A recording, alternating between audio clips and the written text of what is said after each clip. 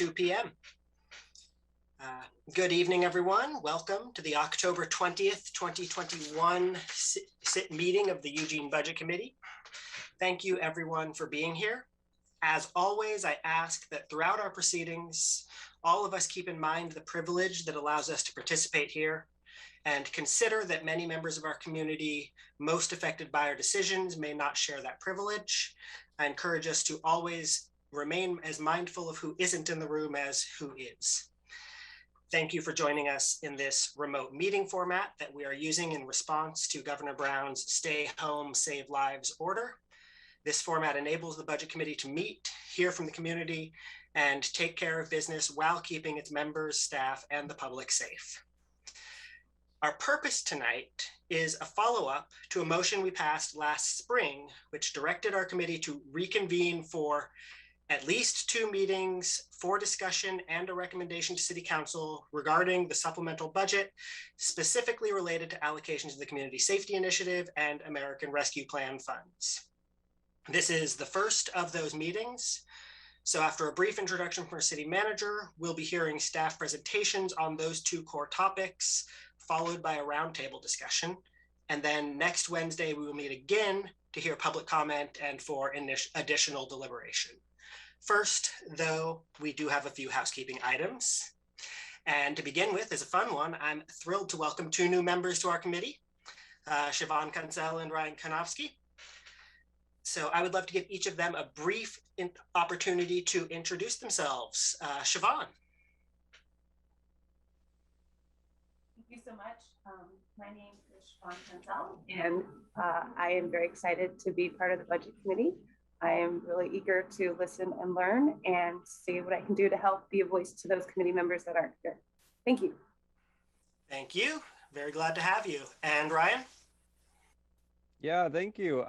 Ryan Kennedy. I'm just really briefly, I just grew up here, just south of here in Cresswell. So I've been around Eugene my whole life, went to U of O here, met my wife here. We now live over in the Harlow neighborhood. So love Eugene, love this place, and very excited to help serve the people of Eugene. Great, thank you so much for being here as well. With that, let's turn our attention to our packets, which contain minutes from the May 28th meeting. Does anyone have any recommended changes or comments on those minutes? And if not, would anyone like to make a motion to approve those minutes? I move we approve the minutes from the last meeting.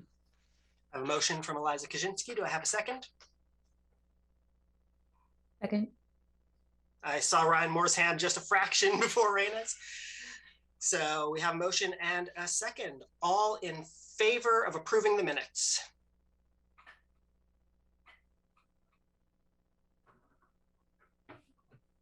I see 11 in favor, which I think is how many committee members are here right now. Just to double check, were there any no votes? Were there any abstentions? And my count looks right, 11. That passes unanimously. Minutes are approved. So with all of that out of the way, thank you, everyone. And it's time to turn things over to our city manager for an update, followed by the staff presentation on ARPA. Thank you, Ty. I just want to say I really appreciate your opening comments. And when you did them again tonight, I was like, oh yeah, I like the way you open these meetings. And it's really great to see all of y'all.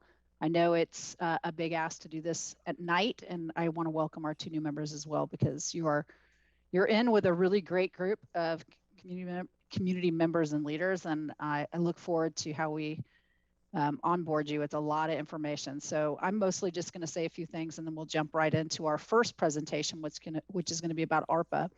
But I wanted to just say a couple of things. I'm hoping that most of you got a chance to watch the financial update that Twyla and I did with the council back in September, but I'm not assuming that. And so without going into a lot of detail, I think all of us were hoping that by now we'd actually be out of the pandemic. And I can't believe I was just sitting here thinking, am I only ever going to present budgets on Zoom in pandemics? And it feels increasingly more like possible that could happen.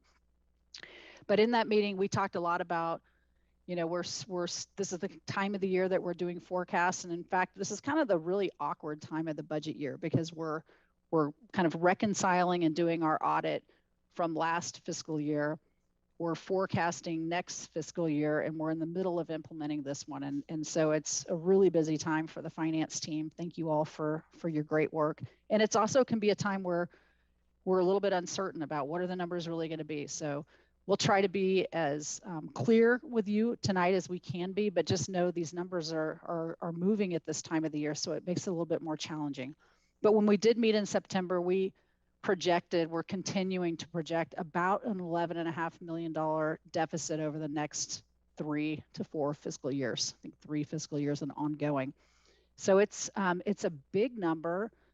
But it's again, these things can change as we kind of start to right size things. One of the important things that we also forecasted in that meeting is that, as you might remember when we last met, we never include the things that are one time in our forecasts. So the things that have been one time for several years, which I would argue are ongoing services, like the work we're doing around downtown and homelessness and climate, those are ongoing things that aren't even in that number. So that grows the number to above 13 if you start thinking about just that limited level of service that we're doing right now.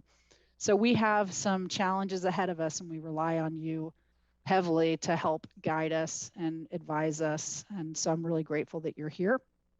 Like I said, we're still in a pandemic, and we're also super grateful that our first presentation will be on the ARPA funds, rescue funds, because I think as we're looking out and towards the future, we are really trying to figure out how we're going to rescue this organization and community and all the different associated impacts. What you'll notice tonight, and you don't have to jump in yet, but what you'll notice tonight is that we are we're going to take a very incremental approach to this over the next few years. We got our first installment of the 17 million. We'll get another installment hopefully next year. I never count them until they're actually deposited in an account. And I know there's a lot of like, where are we going to spend it? And I think because we're still in the pandemic, because we're still in the uncertainty, what you're going to hear from us is kind of essentially a framework and an approach and a structure and how we're thinking about where we need to invest these dollars. But it's also going to be sort of incremental. So, you know, our supplemental budget this year, we'll try to make impact in some of those areas we absolutely know we need to make an impact in now. You'll get another chance to inform how we spend these dollars when we're presenting our regular budget, and you'll get another chance when we do another supplemental. So my commitment to you is to keep you involved and be as transparent as possible and open as possible. So it'll be not fast, but the good news is, you know, that kind of measured approach really will, I think, help us through not just the pandemic, but the other ongoing challenges we have. So for example, I had highlighted that the Comcast dollars were coming to an end. That's something that became very certain this year as they made their last payment in September. So those, we know that we're losing that revenue. Although I hoped they would just sort of secretly keep paying it. They're not going to do that. So I'm looking forward to this presentation. It's changed a little bit since the council meeting. We've added some elements based on that feedback, and but it will still be a little bit redundant. So I apologize now to the city council who may have to watch 2 presentations that feel very much like, didn't we just do this? So with that, I think I'm turning it over to Mia and Renee, and they're going to lead the presentation on the ARPA funds.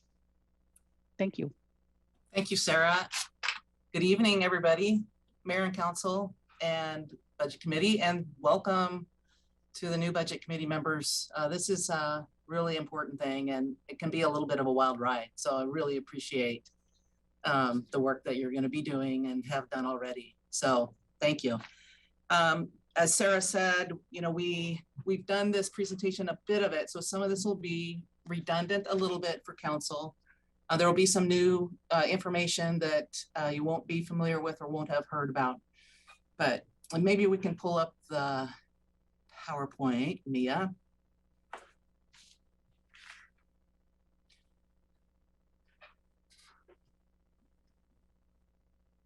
So we'll go to the next piece here. You're going to hear from me, just giving you a bit of an update on the framework, an ARPA overview. We'll talk a little bit about the parameters for use and then some of the potential uses. Christy Hammett and Matt Rodriguez will also be available, and they're going to be talking about some of the work later on in the presentation. So you're getting the full team approach on ARPA, which we know it's a full team effort. So, so just know that we're all have our eyes on this. We're all working hard to hear what's important to the community, what's important to our organization. So regarding the framework, as we began preparing for these funds, we adopted a framework provided by the Brookings Institute of stabilize, strategize, and implement. For those of you who aren't familiar, the Brookings Institute is a nonprofit public policy organization based out of Washington, D.C. And a number of communities and city and municipal organizations are using this framework as they start talking about the ARP dollars coming to their communities. We think it's a really solid framework that will help us do some things that really help us have some vision and some organization around these conversations. So just to give you a high level what that framework is, one is stabilize, strategize, and implement. And Mia's going to go into more detail on this so that we can spend more time on some of the other issues. So stay tuned for that as we go throughout the presentation. What is the American Rescue Plan Act? As Sarah said, it's a rescue plan. Whereas the CARES plan was a reimbursement program, the American Rescue Plan Act was truly to rescue governments that have lost revenue and communities that have been impacted through the pandemic. Congress passed $1.9 trillion. President Biden signed that into law in March of 2021.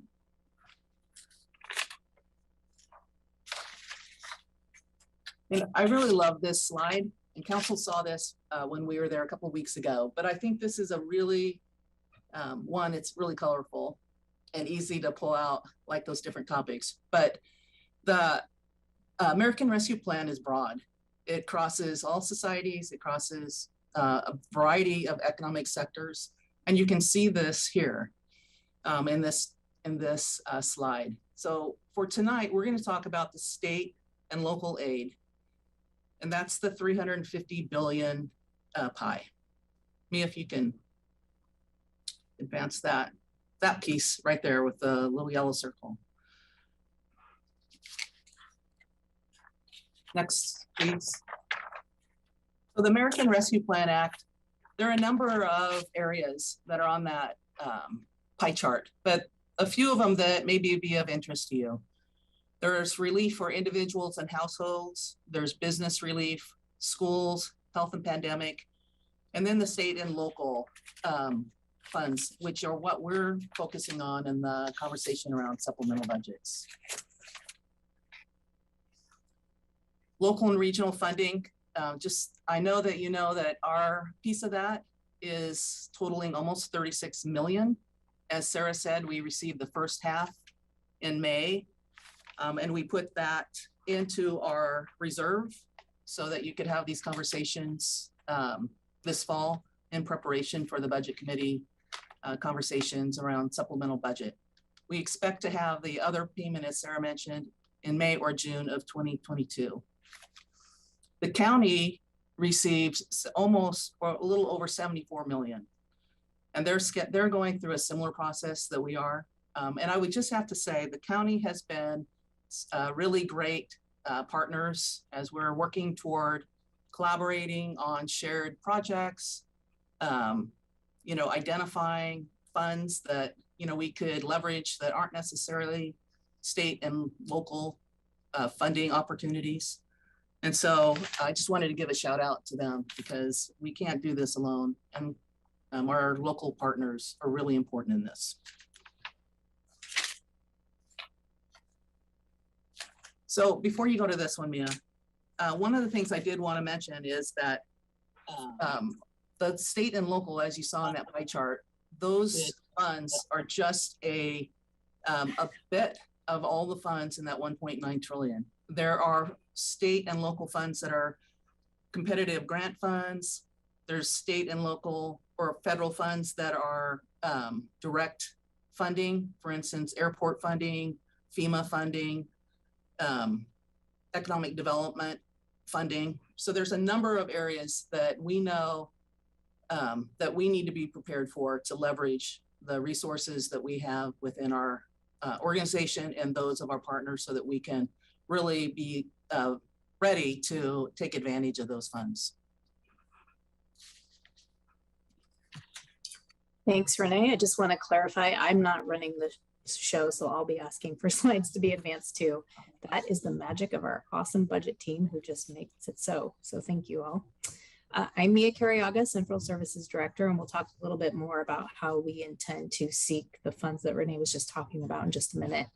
But for now, this slide shows you the eligible uses for funding for ARPA, and it provides a wide variety of eligible uses. We have many needs that align with those uses, and they provide the opportunity for us to stabilize so we can best support and invest in the community as we come out of this.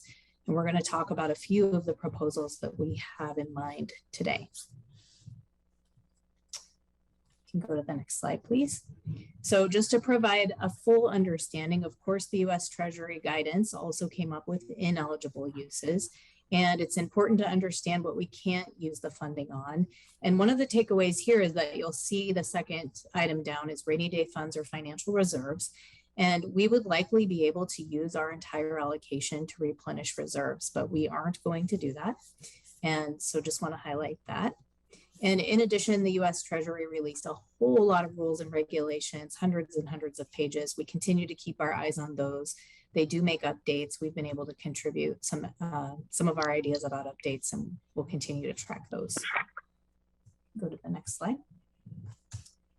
So coming back to our framework, when we learned we'd be receiving the ARPA dollars earlier this year, we began to explore frameworks that would help us prepare to receive the funds. The framework Renee mentioned became the basis for our lens to look at our financial gaps created through the pandemic, council conversations, community needs, the leveraging of internal resources, and opportunities to seek other funds and grants. So here's how we're thinking about this framework for Eugene. By stabilize, we mean shoring up the city's shortfalls so that we don't have disruption to service. And you'll hear me say that a couple of times over the next several slides. We recognize the community needs our services more than ever. So from early on in the pandemic, we prioritized keeping employees whole and services running. We had to use reserves to do that because revenue collection dropped. Using the ARP calculation for lost revenue, our total was, I'm so sorry, I'm gonna have to pause. I'm so sorry, one moment.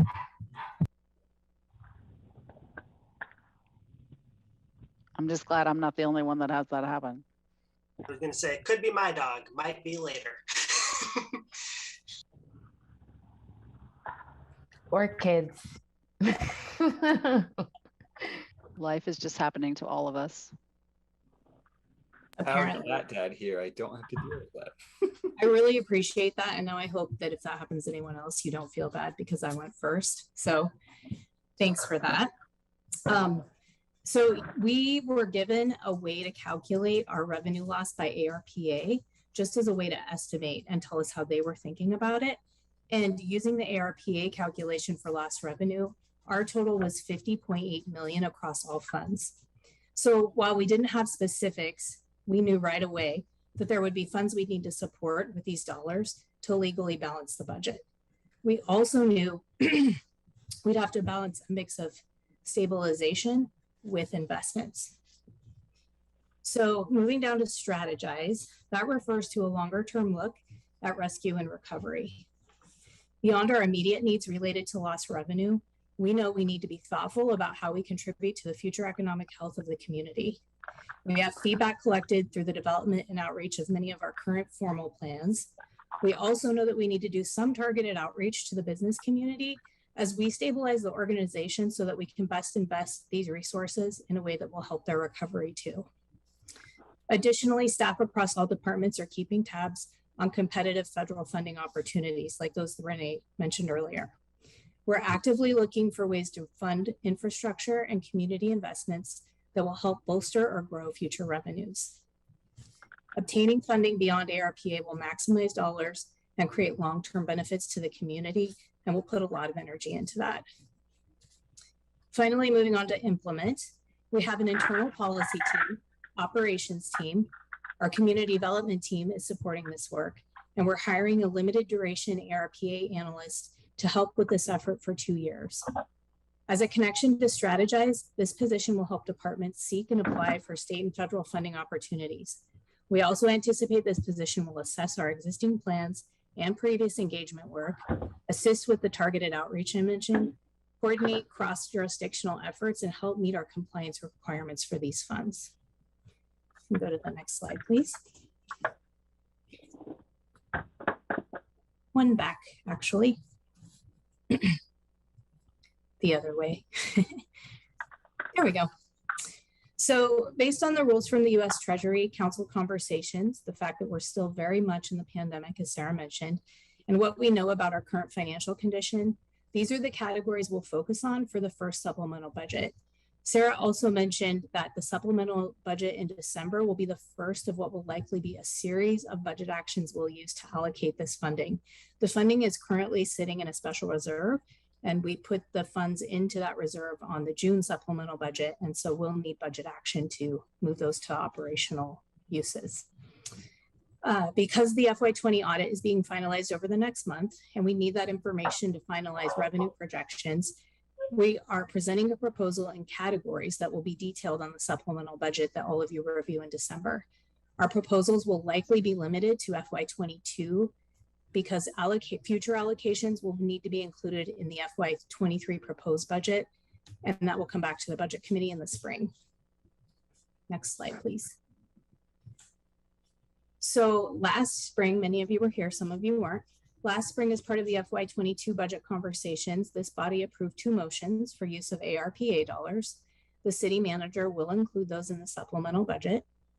Both of these motions provided funding through the end of June of 2022. Fire station number 2 has continued operating at FY21 levels and will provide an update from the urban forestry program in the spring.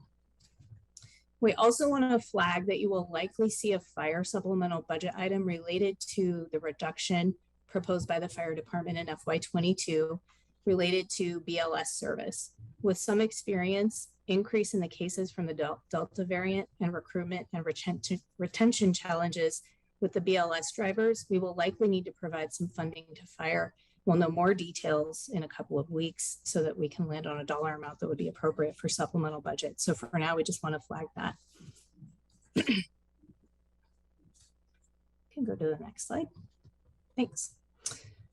So we are calling these our early investments because, as Sarah said, this will be an ongoing longer-term conversation. In addition to the $17 million received to date, we anticipate receiving a second installment of $17 million in the spring of 22. And we have until the end of calendar year 2024 to allocate and spend both installments. Again, we're very, very much still in the pandemic environment and continuing to learn about revenue impacts and other funding opportunities. We are focusing this supplemental budget on early investments to stabilize the organization.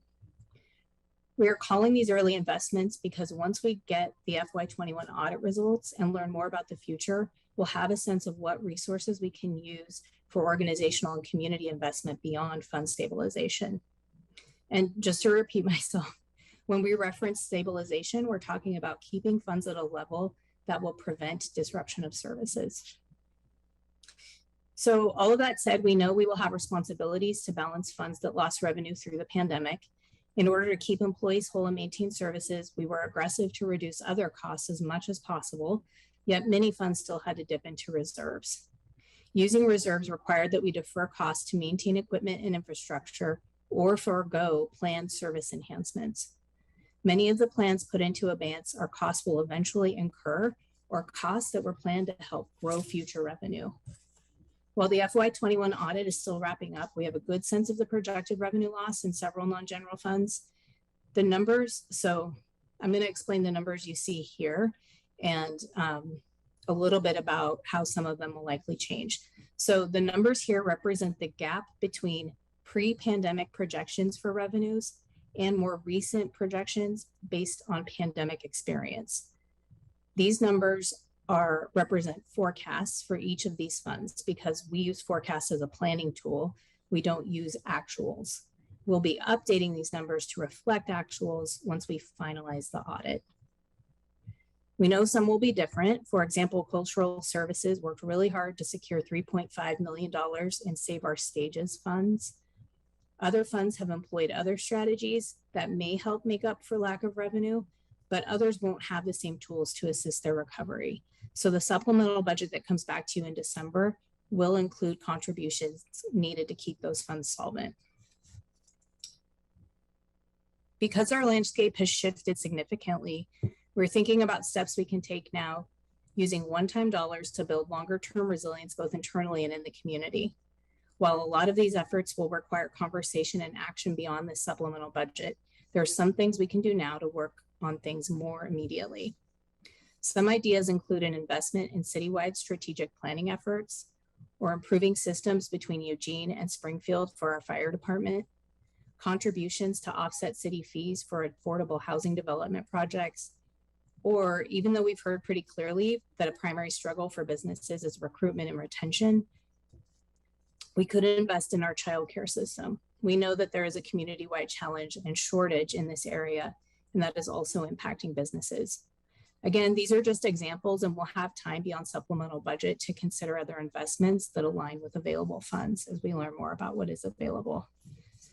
So while we're monitoring over the next several months to track revenue experience, we have been incurring costs associated with support of the unhoused. And Christy Hammett and Matt Rodriguez are here to talk about our investments in those efforts in more detail. Thank you, Mia. I appreciate it. Next slide, please. I'm Christy, and as Renee said, Matt and I are going to be able to speak to you tonight to talk a little bit about some of the needs that we have related to. Can you go back to the previous slide, please? Oh, okay. Looks like one of our slides. Okay, never mind. So we're here tonight to talk with you about the work that's happening in response to unhoused service needs and how that relates to potential uses for ARPA dollars in fiscal year 22. So to give you some context, I'm sure that some of you are pretty familiar. Matt and I began meeting with council on a monthly basis to provide updates and request policy actions specific to supporting the unhoused crisis. As budget committee members, you're well aware that the city is often in the role of providing emergency short-term shelter as a pathway for people to safe places to stay as they stabilize, connect to services, and move on to shelter and housing. However, in response to COVID and the pandemic, the capacity of our overall system was completely reduced with the guidelines and the protocols that were in place, which resulted in a lot of folks not having places to go and the need to provide safe places for people to be. In an effort to support one of our most vulnerable communities during the pandemic, we established 2 temporary urban camps. Today, approximately 225 people are using the temporary urban camp at Washington Jefferson Park, and approximately 65 tents, I should say, are at the 13th and Chambers site. In addition to providing these services, we also have staff teams that are responding to the large volume of needs that are related to people that are living in cars and RVs and in tents in different areas of the community, especially I think that West Eugene area has been extremely hard hit. And so tonight, Matt and I really want to talk a little bit more about where we're going to need some investments.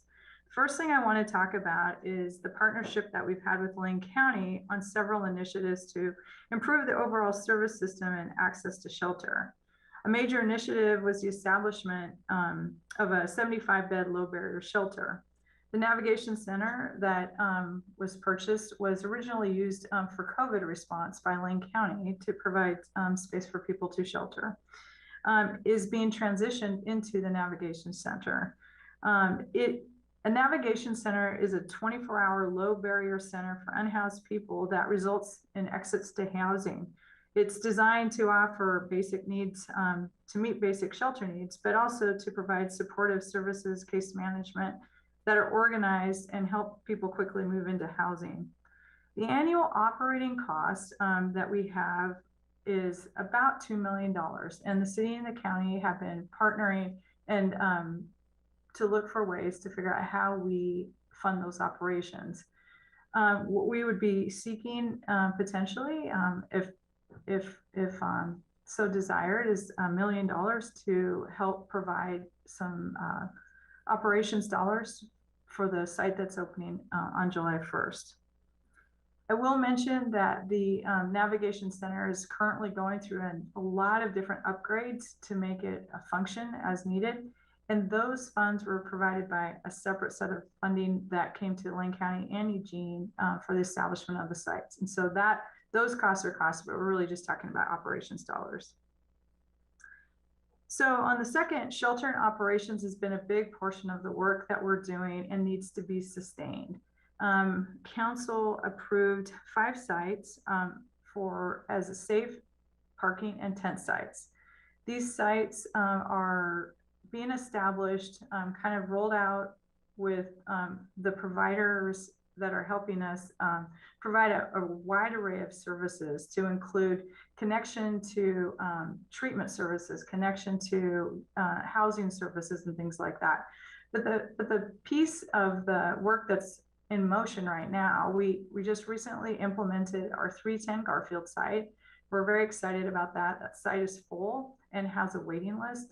And we are hoping to have 3 more of the sites that were approved by council implemented and up and operational before the end of the year.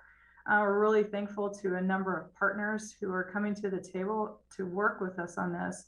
And as you know, the provider capacity and the services that they're delivering are critical to this emergency response system. And quite frankly, they're depleted. And one of the challenges that they have is that the needs of the people that are staying in some of these areas are really significant. What we're finding is that it's taking more provider services to really be able to address and support the needs of the people that are staying there. And so that would be one thing for consideration in the use of ARPA dollars. And I will turn it over to Matt to talk about the next category. Good evening, Mayor and Council and Budget Committee members. I'm Matt Rodriguez, the Public Works Director. I'm going to talk a little bit about this last category. So daily operations, many of you know we have an incredible amount of resource right now going into support for folks that are unhoused, especially around our temporary managed camps in Washington Jefferson Park, 13th and Chambers, and also in West Eugene, Whitaker, and many areas around the city where we have vehicle camping that's occurring. So this funding would be to support the operations that we've been doing since the beginning of FY22, as well as to enhance and fund our operations through the end of the fiscal year. So some examples of what we're looking at as far as enhancement is to bolster our parking enforcement folks in order to implement the parking restrictions and parking code changes that were directed by council earlier this year, to provide additional EPD support for our teams that are out in the field, cleaning rights-of-ways, cleaning parks, park ambassadors that are working with folks day to day in the managed camps, and additional security needs when we have them. Another piece that we're looking at including in this proposal is additional support for business response. So many of you know that businesses have been, many businesses have been impacted by areas, especially hotspots of camping where there are many people gathered around businesses. We have had incidents of vandalism, theft, dumping of trash on property. This is an opportunity for us to talk with the business community and see how we can continue to assist them with those impacts that they are receiving.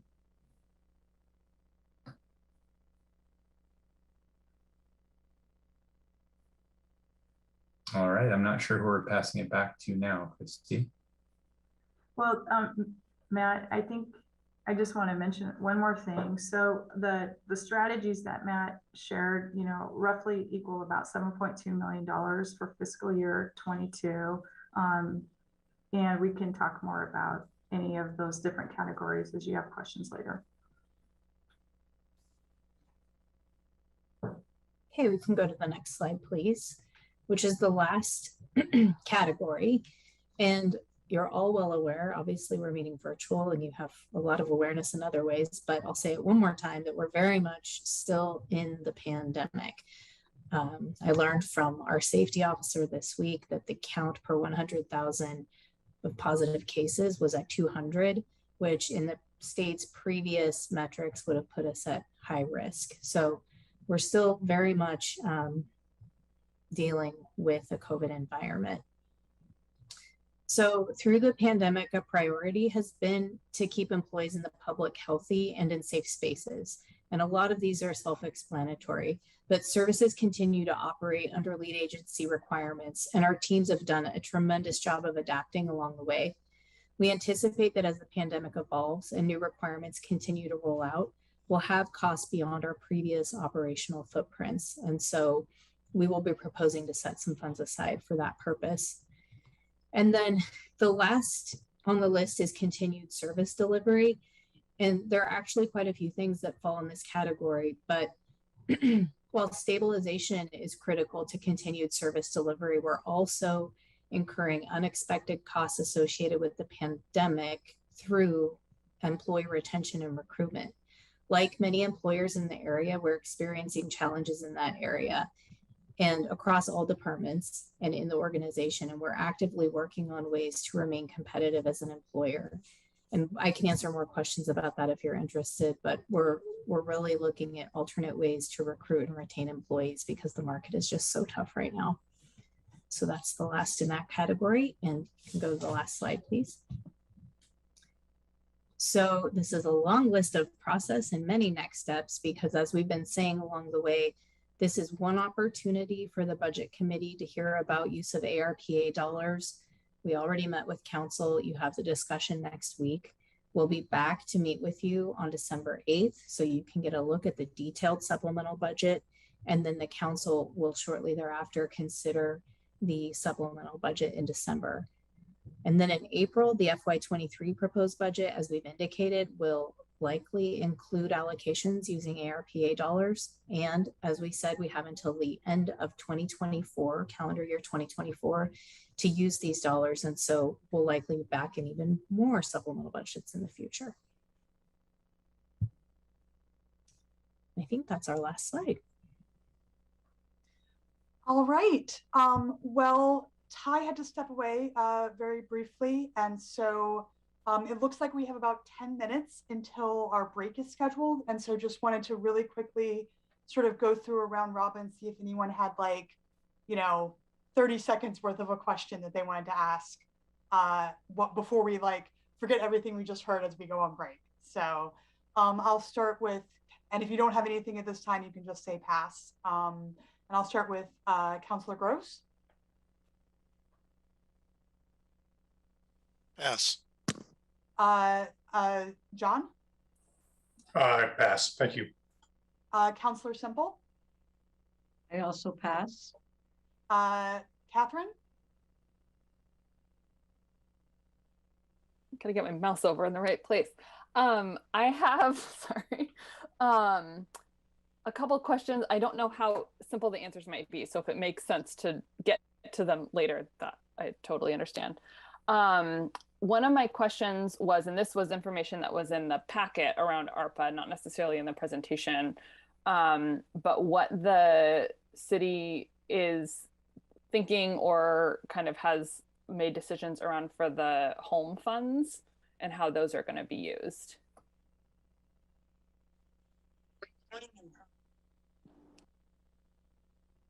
I think we're probably going to have to come back to that one. Okay. Yeah. Then I have another one that I do think will be quicker. I think it was Mia. no. Mia mentioned a couple times. I mean, I have more complicated questions for later too. Sort of looking at activities that will support, I don't remember exactly the phrasing, but sort of the supporting future revenue. And so I know at one place you mentioned kind of applying for grants. I was wondering if that's kind of what that means, or if there's something else wrapped up in that that would be helpful for us to know.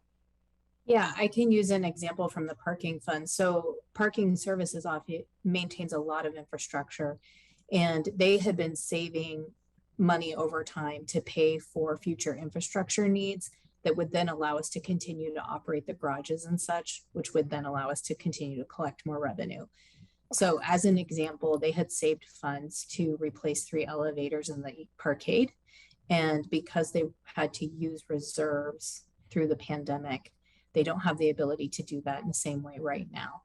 But that would have been that's an example of a project that would have increased future revenue. Okay, cool. Thank you. That's helpful.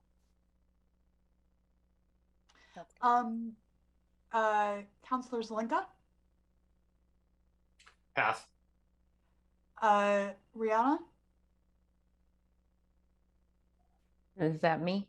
Yes, sorry. And if I mispronounce your name, I deeply apologize. I've had several pronunciations. I did have one question, just to clarify. In the last presentation about the community unhoused response, I heard 3 different numbers that I'm trying to reconcile. I heard a 2 million annual cost, then I heard we might be making an ask for 1 million, but then I also heard 7.2 million is needed for FY22. That's confusing for me. Can I get like a what's the ask, or just clarification? Those categories of things that Matt and I just talked about total $7.2 million for fiscal year 22. Sorry for the confusion about the 2 million. The navigation center will cost about $2 million annually to operate. We're partnering with the county and looking to share that cost. So we're seeking to set aside $1 million for our portion of the operations costs for that facility to open in July.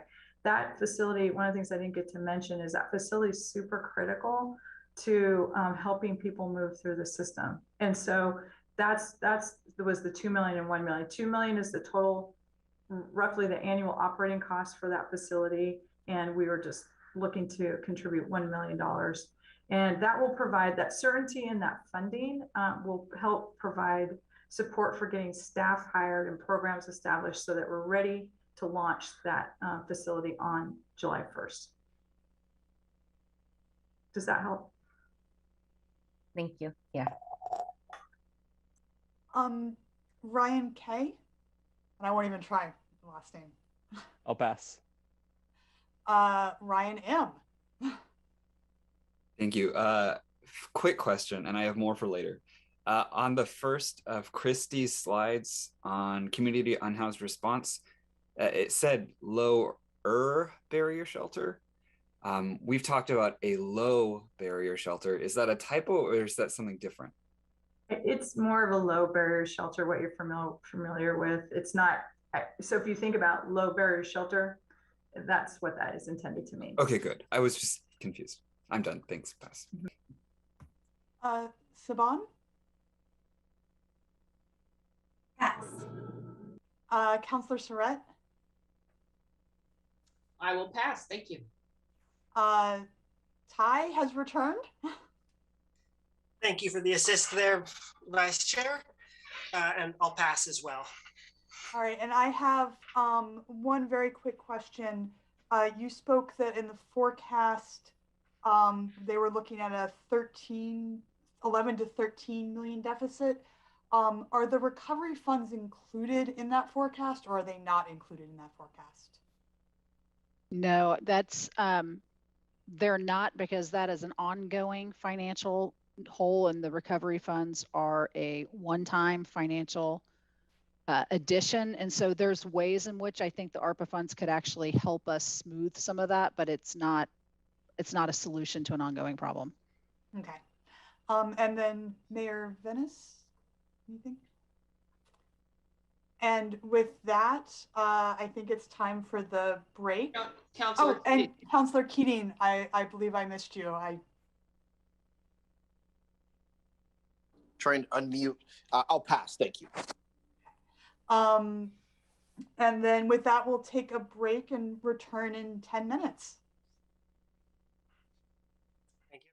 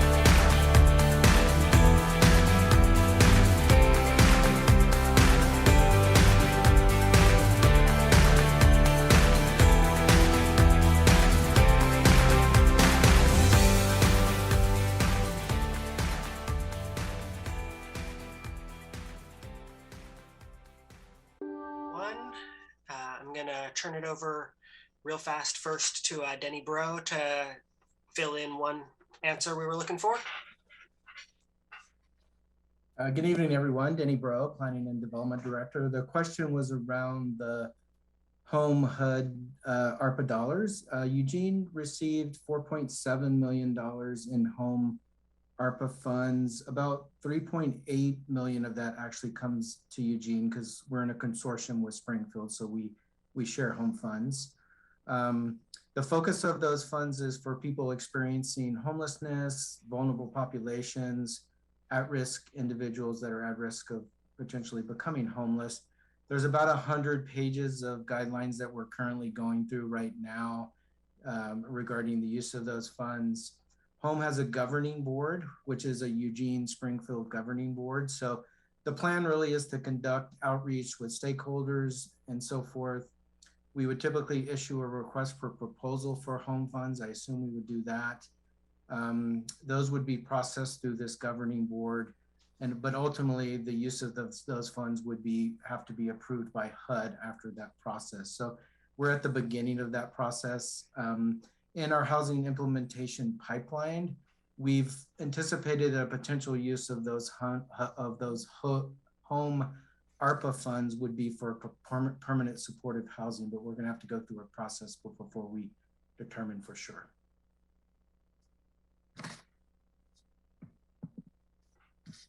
Excellent. Thank you so much. With that, it is time for our next presentation on the Community Safety Initiative. Take it away. Thank you, Ty. I'm going to just pass it to Christy. Thank you, Sarah. Thank you, Ty. So again, Christy Hammett, Assistant City Manager, and tonight, Chief Skinner, Chief Heppel, and Renee Groovy, Library Recreation and Cultural Services Director. Well, we're going to be providing you with an update related to supplemental budget funding specific requests that we want considered as we move forward. Is this the slide deck? Okay, cool. All right. So, so just a reminder, the Community Safety Initiative is funded with payroll tax dollars, and I'm sure most of you are familiar with that. We started collections of the payroll tax in January. And Twyla Miller is also going to be doing part of the presentation, our finance director, and she'll talk a little bit about where we are with our revenue collections and how that relates to the supplemental budget as we move forward. Next slide, please.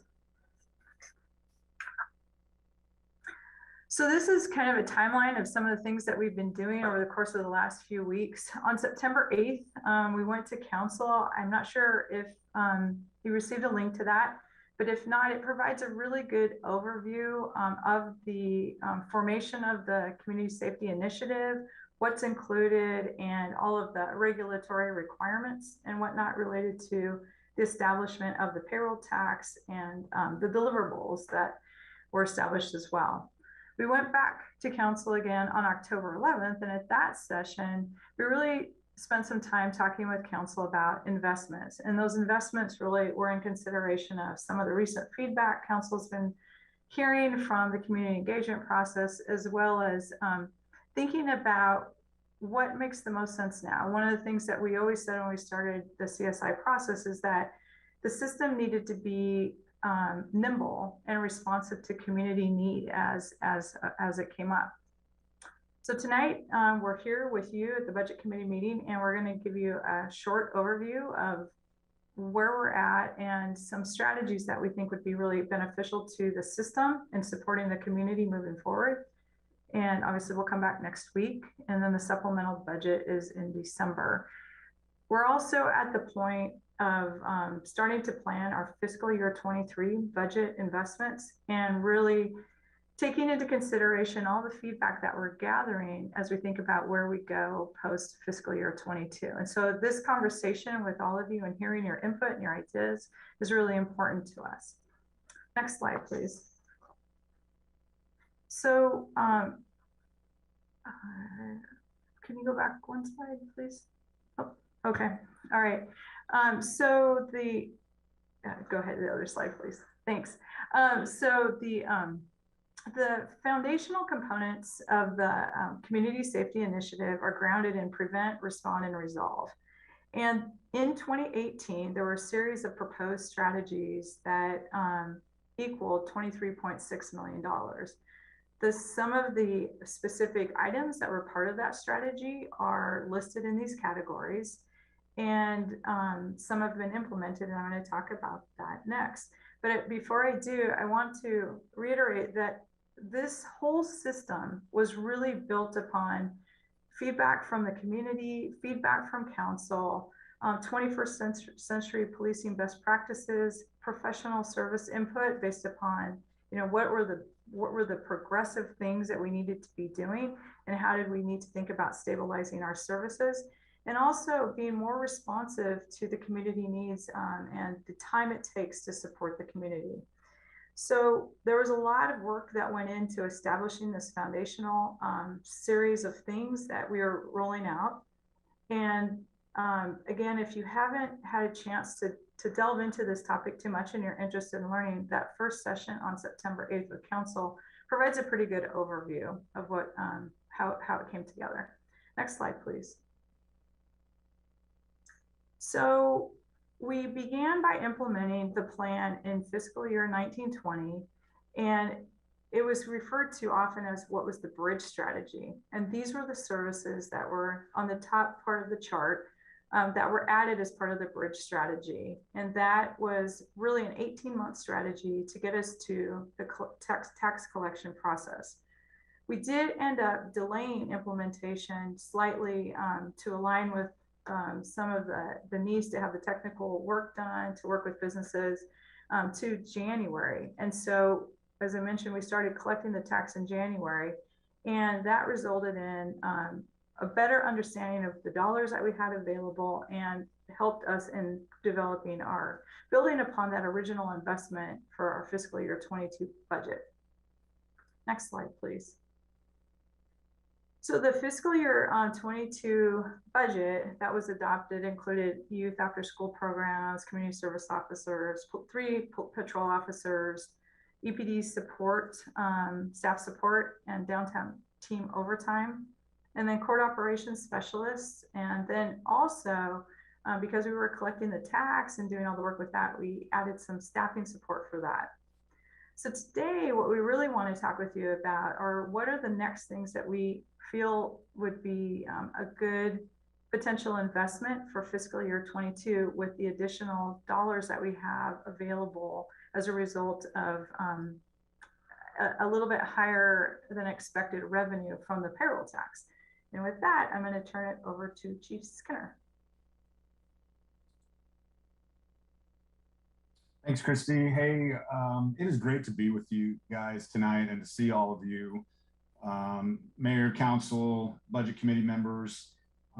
It's kind of a fun time to talk about this because I think we have such a great opportunity to do some things differently. So if you'll change the slide for me, we're going to talk about a couple of different areas based on some feedback that I think it would be a really good opportunity to see some measurable improvement in our ability to meet the needs of this community.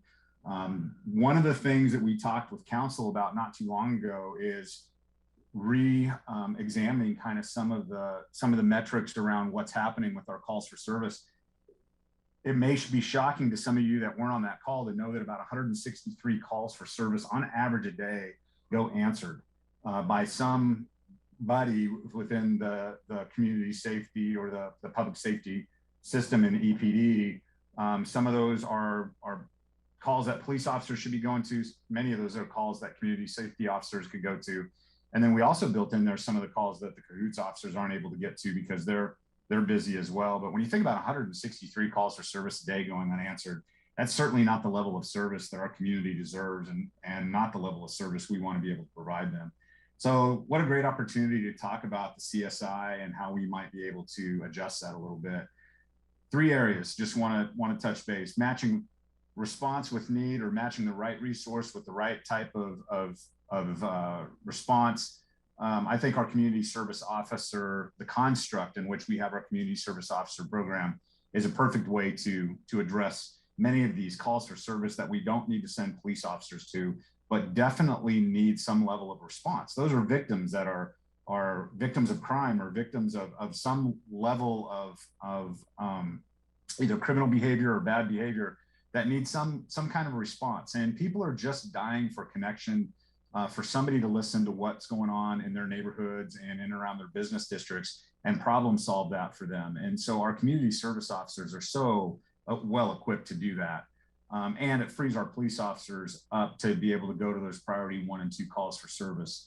So when we think about community service officer or that program, we need to build a program. What we've done for years is we've grabbed a few of those resources and kind of put them in strategic locations throughout our patrol division in the hopes that they kind of help offset some of that workload. It's time to make that an actual program, build it so we have a 24/7 type of response to include supervision and the ability for people to grow within that. So there's a level of intentionality around what we're trying to do with our community service officers. And so I really think that that matches very much with what the CSI is trying to accomplish with matching the right response with the need in our community. 2 other really quick areas that I think are really important to focus on. One is employee wellness. And some talk about it being officer wellness, but I can't just say officer wellness because we have dispatchers that are really, really in the arena every single day. They're the ones that are fielding these calls. They're the ones that are hearing the frustration in people's voices, and they're the ones getting the repeat calls with anger over our inability to respond. And so we need to think about employee wellness. We want to retain our employees, and that's been difficult. I thought we were going to be immune from some of the people that were wanting to leave or the exodus of employees, and we're not. We're really struggling with keeping staff, and I think part of what we need to be focused on is employee wellness, and I think that'll play out really, really well with retention. The third thing I'll talk about is recruitment. We're fighting for the right candidates with everybody else that's fighting for the right candidates. The pool is smaller than it's ever been. We are not lowering our standards for for any of our employees, but our police officer candidates are the really, really tough ones to recruit right now. And we need to get creative, and we need to start thinking kind of outside of the box when it comes to how we are recruiting these candidates. We've got to find a way to differentiate ourselves from others that are in this market and our competitors, so that we're the first choice of the right candidates. And so we are including some recruitment dollars in here so that we can try and do that. We are confident in our ability to do that. I have a great team of recruiters and a great strategy around what that might look like. Unfortunately, in the past, we've just found a way to do it without its own budget. But with CSI and what we're trying to accomplish around the amount of hiring and amount of effort that we have, we feel like recruitment dollars is a good short-term investment that will reap some long-term benefits with the right employees for the long haul as we build this CSI. And I'll turn it over, I think, to, is it Renee? Yes, thank you, Chief. You bet. You know, it's always interesting to hear, how we work together in a system. And throughout the development of the CSI, we recognize that to really make long-term difference, we need to adopt a holistic approach, proactive approach to community safety. And so that's why you see in all of our strategies that broader, that just more comprehensive approach. We're working on prevention in this particular case. Community safety really is more than intervention and policing. Violence and crime aren't always given. Rural safety can require us, or does require us, to invest proactively in our community's young people.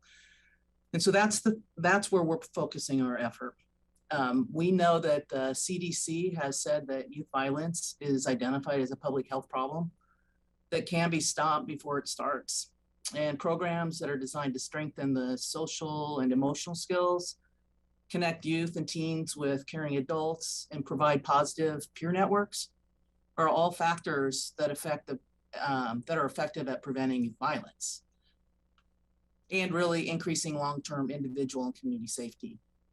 So that is why, building on the services already provided by Recreation Division and investing and with our invested community partners, including our BIPOC partners, we can provide out-of-school time youth empowerment programs.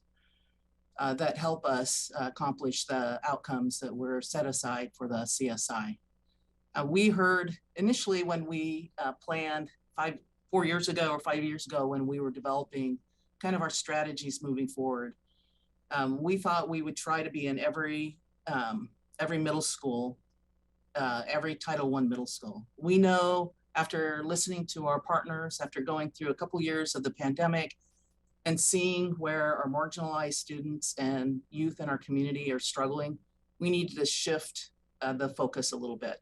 We need to work with our partners to improve their leadership abilities, the youth leadership abilities, to improve their, and to build job and life skills, to provide community service opportunities, to provide access to caring youth and adult mentors, and to really increase access to other resources designed to break the cycle of adversity. So with that in mind, LRCS is focusing on prevention strategies led by our Recreation Division that result in positive upstream impacts for our community. The first program, and I'm sorry, Vicki, I'm blowing through the slideshow. So how are we going to do this? So in 2000 or FY19, we started by investing in our youth inclusion program or behavioral inclusion services. And for those of you who don't know, the term inclusion is used a lot. The primary meaning for, in this case, is to provide access or include everyone who wants to access a facility, an event, an activity, a program. And in doing that, we really have strong and actually nationally renowned or recognized therapeutic recreation programs and staff. And the principles and practices mean really that our inclusion programming provides additional and unique support for youth who need it so they can experience success in a traditional environment with their peers. That doesn't happen every day. It doesn't happen in every program in our community, but it is our goal to make sure that everyone has an opportunity to be successful. And what makes those youth unique is that they have behavioral problems, they have social challenges, they're on the spectrum, or they have diagnosed or undiagnosed mental health challenges, which we actually see later in their, as they grow up, those things manifesting themselves in our community. So typically these behaviors and challenges make it really hard for them to be successful in a traditional setting. Our inclusion specialist work helps and works with the parent and the child and teachers to develop a plan that will help them be successful. The therapist trains the staff that work with the youth in our programs on the specific practices and actions that really create a successful and create success for those youth in those environments. The other area is a teen empowerment program, and this is where we've shifted to more middle school and high school, providing robust youth out of school activities, afternoons, weekends, summers, programs that are designed by teens for teens. We provide mentors that teens can identify with, develop outreach and relationship building, resource sharing, service coordination with local organizations, serving teens who have the highest barriers to participation in recreation and enrichment programs, and particularly teens who are part of communities that have historically been marginalized. Individual program focuses on building healthy relationships, community service through volunteerism, peer support, career readiness, overall holistic well-being. And really importantly, geographic equity of services by using existing rec centers, parks, and other partner buildings in various parts of the community, including those close to Title I schools or high density, low income housing, allows us to expand access to youth who don't always have an easy way to participate. So what are the impacts we're looking at? There's a lot of positive impacts in this type of programming, but in a nutshell, these services build the skills and successful experiences in youth that make them feel that they belong, that they're cared for, and they contribute to the world around them.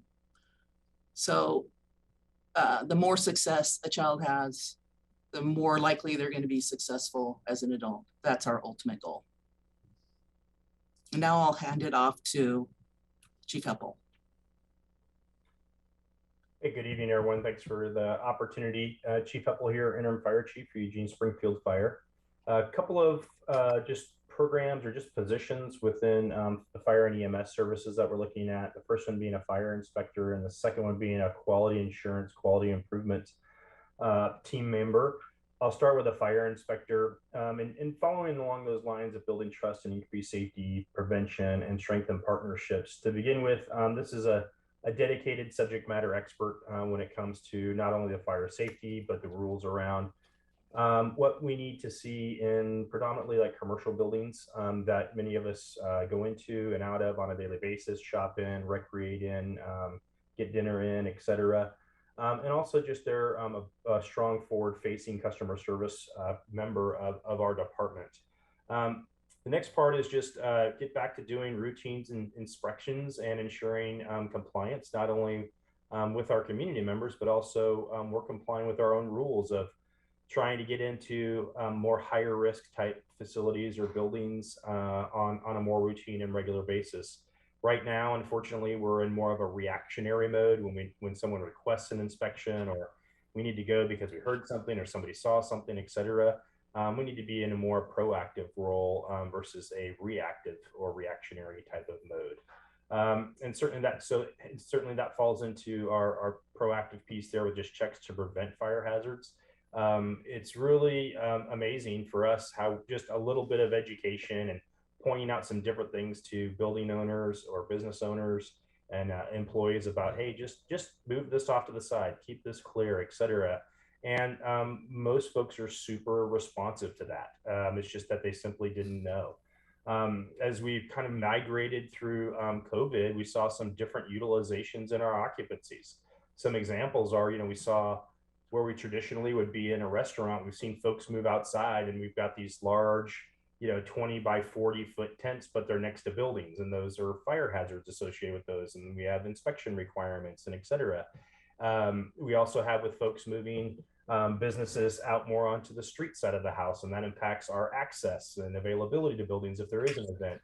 And so educating the community and just being in a more proactive prevention mode is a huge part of this particular position.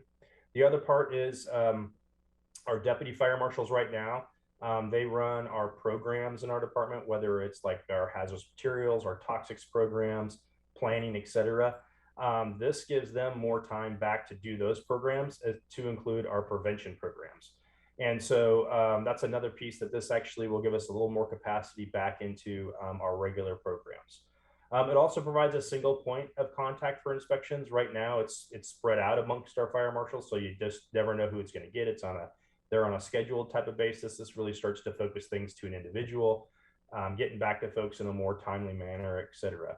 So anyway, with the fire marshal component, it's really getting us into a better space, getting us into compliance, better customer service, and reshifting of some capacity issues so we can really make a difference in our community with the prevention side of the house.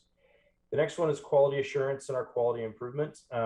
This particular position is actually well known in the fire and EMS services as someone that looks into the organization in two ways. One is they look retrospectively, in that are we doing what we said we're going to do? We have protocols that say we'll do this, this, and this, for example, on EMS calls, emergency medical services calls. And we had a case that fell into that protocol. Did we follow the protocol?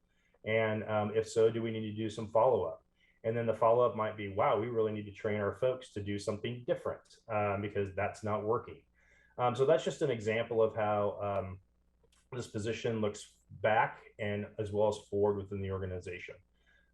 First part is to develop our protocols based on data and proven outcomes. Science changes constantly, not only just in EMS, but in fire science. We know more and more today we learn more and more every day than what we knew yesterday. And we need to adapt and change with the science. The other piece is the increased safety. So it's just program accountability. One of this would be like our medications, for example. We do run a healthcare system. So we manage our medications. We have to keep track of those things, et cetera. So that's just an example from an accountability accountability perspective, the completion of our patient care reports, completion of our fire runs, et cetera, and ensuring we're given the best pre-hospital service delivery we can. We're meeting system performance requirements. And then also they provide for professional development for whether it's customer service, service delivery, et cetera.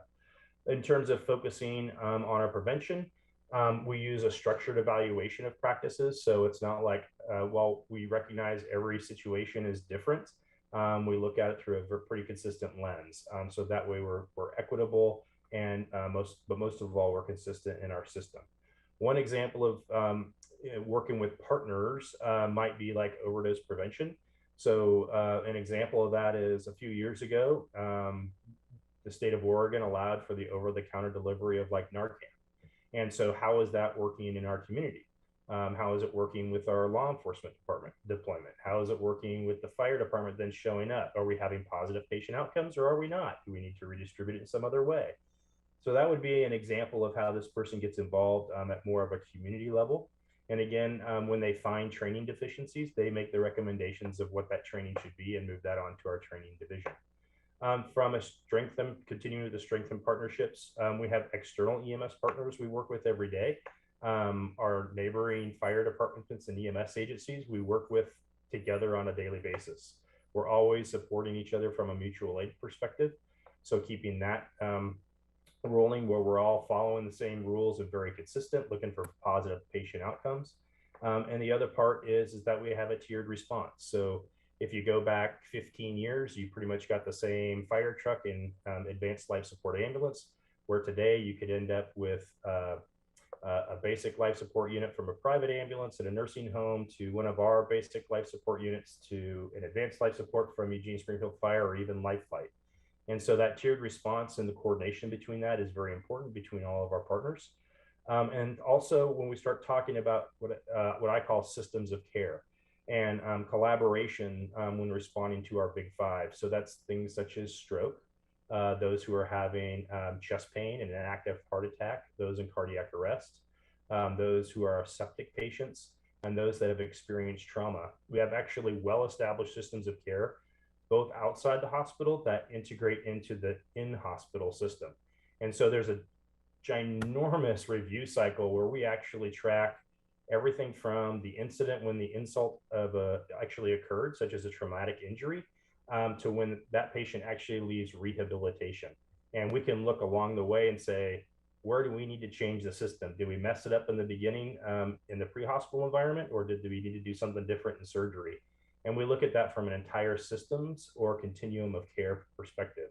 And so that's what this person will do, is really looking at that. For one of their pieces that they'll do is take a look at that. So in the end, we're looking at our fire inspectors and then the addition of a quality assurance and quality improvement team members. I'm not sure who I'd pass it over. Twyla's going next. Okay. Thank you, Chief. So good evening, everyone. I'm Twyla Miller. I'm the Finance Director for the city. And we have identified $2.7 million that will be available on supplemental budget this December in the Community Safety Fund. This funding is a result of the difference between what we originally budgeted and our actual FY21 experience. So you may remember back in the spring of 2020, the city manager brought an amended budget to the budget committee as we recalibrated our original proposed budget due to the pandemic. At that time, there was a great deal of uncertainty as to the impacts of the pandemic on our community and the economy. So we took the following actions for the FY21 amended budget. We did implement the payroll taxes plan beginning in January of 2021.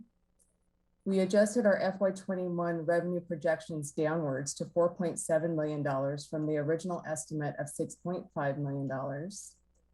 And we reduced the service level to align with the original bridge funding commitment rather than continue the expansion of service levels. And we supported this lower service level by budgeting a one-time $2 million transfer from the general fund to the community safety fund, as well as a $4.7 million loan from the fleet fund with a loan to be repaid in FY22. However, our actual experience was much better than we originally projected back in the spring of 2020. If you look to the table at the top of the slide, in FY21, we had budgeted the $4.7 million in payroll tax revenue, but we actually received $7.9 million for FY21 in actual revenue. Our preliminary numbers show that based on this actual experience, we only need $2 million in total to support the fund at the reduced level. So we've made the decision to reverse the general fund transfer, and we return $2 million to the reserve for revenue shortfall. Given our current uncertainty and the financial condition of the general fund, this seems like the prudent thing to do. We also transferred $2 million from the fleet fund as a loan as part of the FY21 transactions to be repaid in FY22, which is lower, of course, than the $4.7 million we originally budgeted. So what does that mean for this current fiscal year, FY22? So it's good news overall. We do anticipate payroll tax revenues to come in at just under $18 million, which means we won't need general fund support for the program. And the loan repayment will be $2 million instead of the $4.7 million as originally planned last year. So as we won't need to repay the higher loan amount, this created the additional $2.7 million in expenditure authority that we will appropriate on the December supplemental budget. And then just on a side note, the Q3 tax returns are due to the city by the end of this month.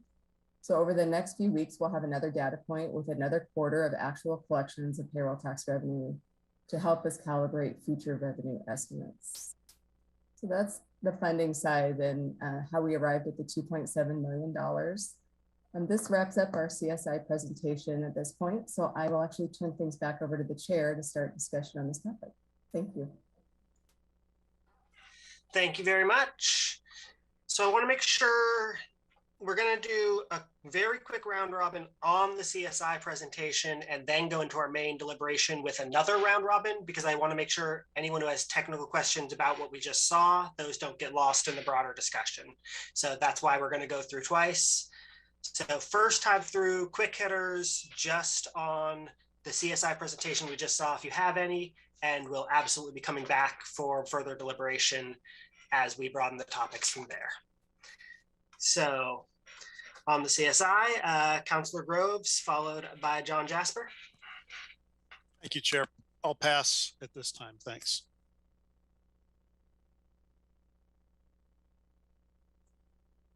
John, followed by Councilor Sem.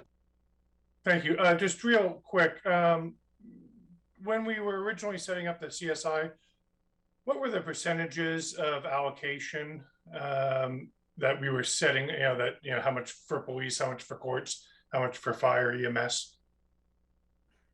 Thank you for asking that. And I'm like, oh my gosh, I can remember a couple of them. Let me look it up real quick and I'll get back to you on that. And the only reason I ask is just because it caught my eye that fire EMS was looking at a couple $100,000 and we were spending more of that, for recruitment and retention and employee wellness in police, plus 1.7 million. And I'm not saying that recruitment and retention and employee wellness isn't important. I'm just curious on how the allocation between departments is. Give me a second and I'll find that for you and I'll post it. While we're getting that, Councilor Semple, followed by Catherine Ryan. I have nothing at this time. Catherine, followed by Councilor Keating.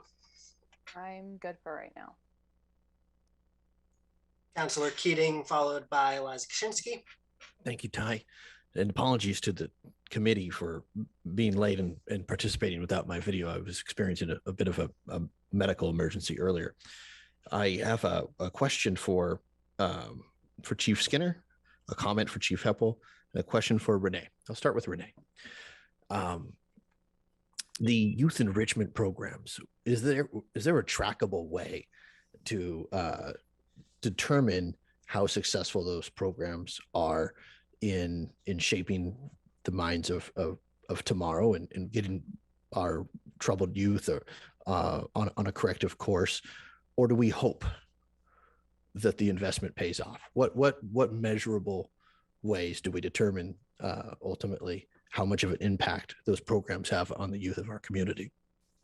That's a really good question. It is definitely measurable, and we will be moving toward those impacts. It's harder to measure prevention services. I mean, that is true, but there are ways. I'll just use the Search Institute, which is a research-based organization that identifies 40 developmental assets in youth. And the more of those assets that youth have, the more successful, proven with data are going to be in the future. And so there are a number of things that we benchmark against.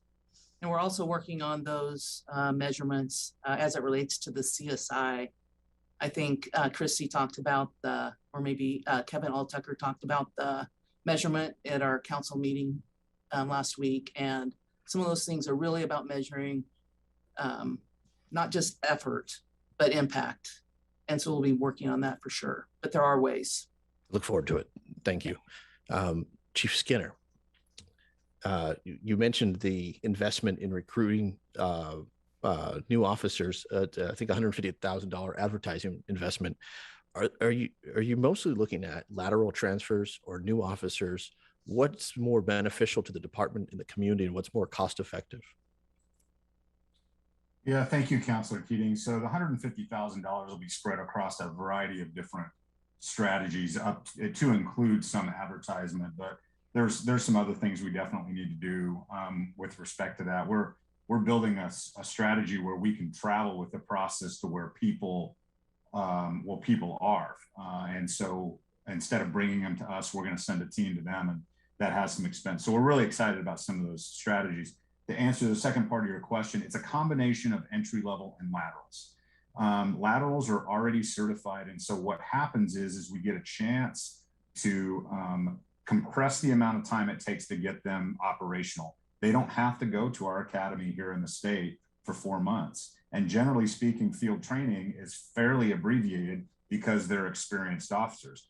Now, having said that, we don't want to just hire laterals because, you know, oftentimes those laterals are come from different organizations with different sets of ideas and philosophies and principles. And so we want to be able to assimilate them into our culture, into what the city of Eugene needs them, and how they serve the city of Eugene. So that balance between entry level and lateral is really, really important to us. We have a continuous lateral process opening right now. So we're always looking for lateral officers. And then we have intentional and purposeful entry level recruitments that overlap each other. And we just launched our third one last Friday.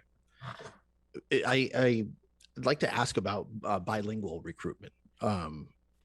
Just a couple of weeks ago, Becca and I moved into a new place, and that first weekend we saw a unit drive by the house, and Becca says, "Oh, there's a police car." And I said, "Oh, cool," without even reacting. But I recognize a great many people, even folks on this Zoom call tonight, may not have the same reaction. What's the effort to reach out to multilingual, bilingual officers, in particular in Espanol? Yeah, and our recruiting team has done a really, really good job with trying to find a really diverse pool of applicants that are multiracial and bilingual, speaking a variety of different languages. We do have an incentive that allows for people to be incentivized for being bilingual, and so we try to encourage that.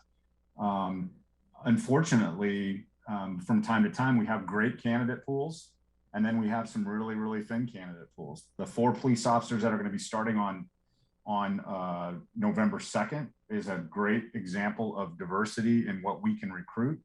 And I love the fact that we've had 2 citizen members, Amanda McCluskey, 1, and Priscilla Hasselman, 2, who is an immigrant from Mexico, sitting on those panels, helping us choose our police officers. And we're really starting to kind of embrace some of the ad hoc recommendations around how we involve our community members in trying to choose those. But it starts with getting a really good, diverse applicant pool. Unfortunately, many of our applicant pool right now, as we go through the process, become disqualified because they've applied and they don't meet minimum qualifications. Thank you, Chief. And in the interest of time, I will just turn to Chief Heppel and give you a hearty thank you to you and ESF, Eugene Springfield Fire.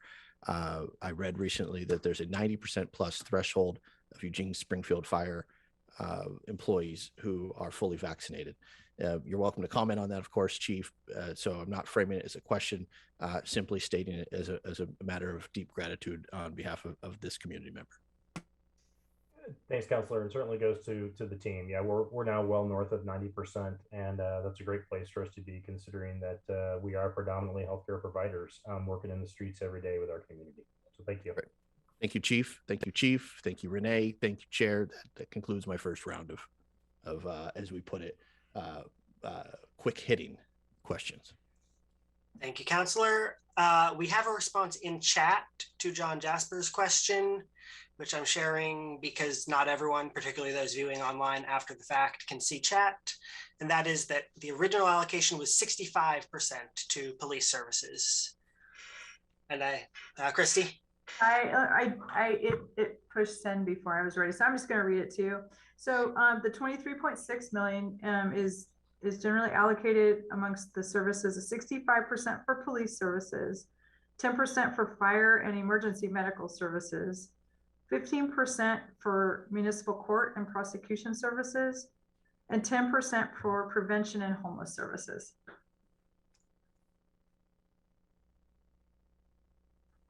That's it. Thanks. Thank you very much. Next, we have Eliza Kaczynski, followed by Councilor Zelenka. I don't think I have any quick and easy questions, so I'll wait for the next round. Councilor, followed by Raina Jackson. I'll pass, thanks, at this time.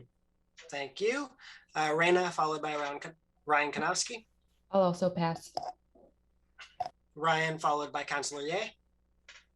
Yeah, I just like to kind of echo what Councilor Keating mentioned. I got really curious about the youth programs and curious about metrics, number of students served, where we're serving those students, those kind of metrics. So I imagine it's still very new programs. I totally appreciate that. And so whenever that comes around, I'd be very curious to see how great it's doing, because I'm sure it's going to go really well.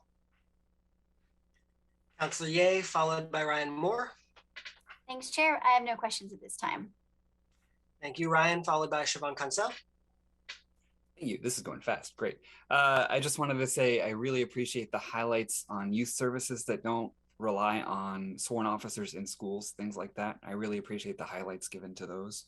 I did want to ask that on the CSI presentation, all discussion of prevention, quote unquote prevention, seemed to revolve around crime prevention, whereas I understood CSI funds could be used for homelessness prevention. So is that understanding accurate?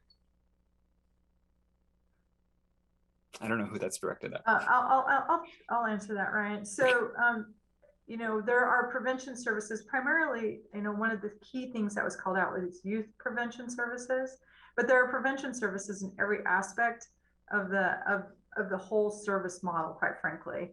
And so tonight you heard from Chief Heppel and Renee about the prevention options, kind of the getting ahead and hopefully things that have long-term impact. And so those are the things. The homelessness isn't there are preventative things that you do as part of trying to change the trajectory and the outcomes for unhoused individuals that are part of the bigger system, but not specifically called that as homeless prevention. It was prevention and homelessness. So. Gotcha. Okay. And I have more questions about this that we'll get to probably in the next round. Okay. Thank you. Siobhan will be followed by Councilor Syret. I too have a question about the prevention part. Is there an adult prevention part of the program? Like, I know we focused on youth, but like, what about people who are 18 and older? As it relates to the CSI in this presentation, we're focusing on youth prevention. We do work with adults in a variety of ways through not only like the library and the recreation programs for adults in different ways and individuals that are having mental health issues. We do have some of those recreational services, but this particular piece is limited to the youth prevention, which is where we feel like we can make the biggest impact moving forward. I think there are some things within the unhoused funds, and I think about 15th night and a few of those other things that we've funded in FY 19 to 20. And Christy, you can probably speak to that, but yeah, these prevention programs are youth primarily, and inclusion, which we talked about. There are adults in that.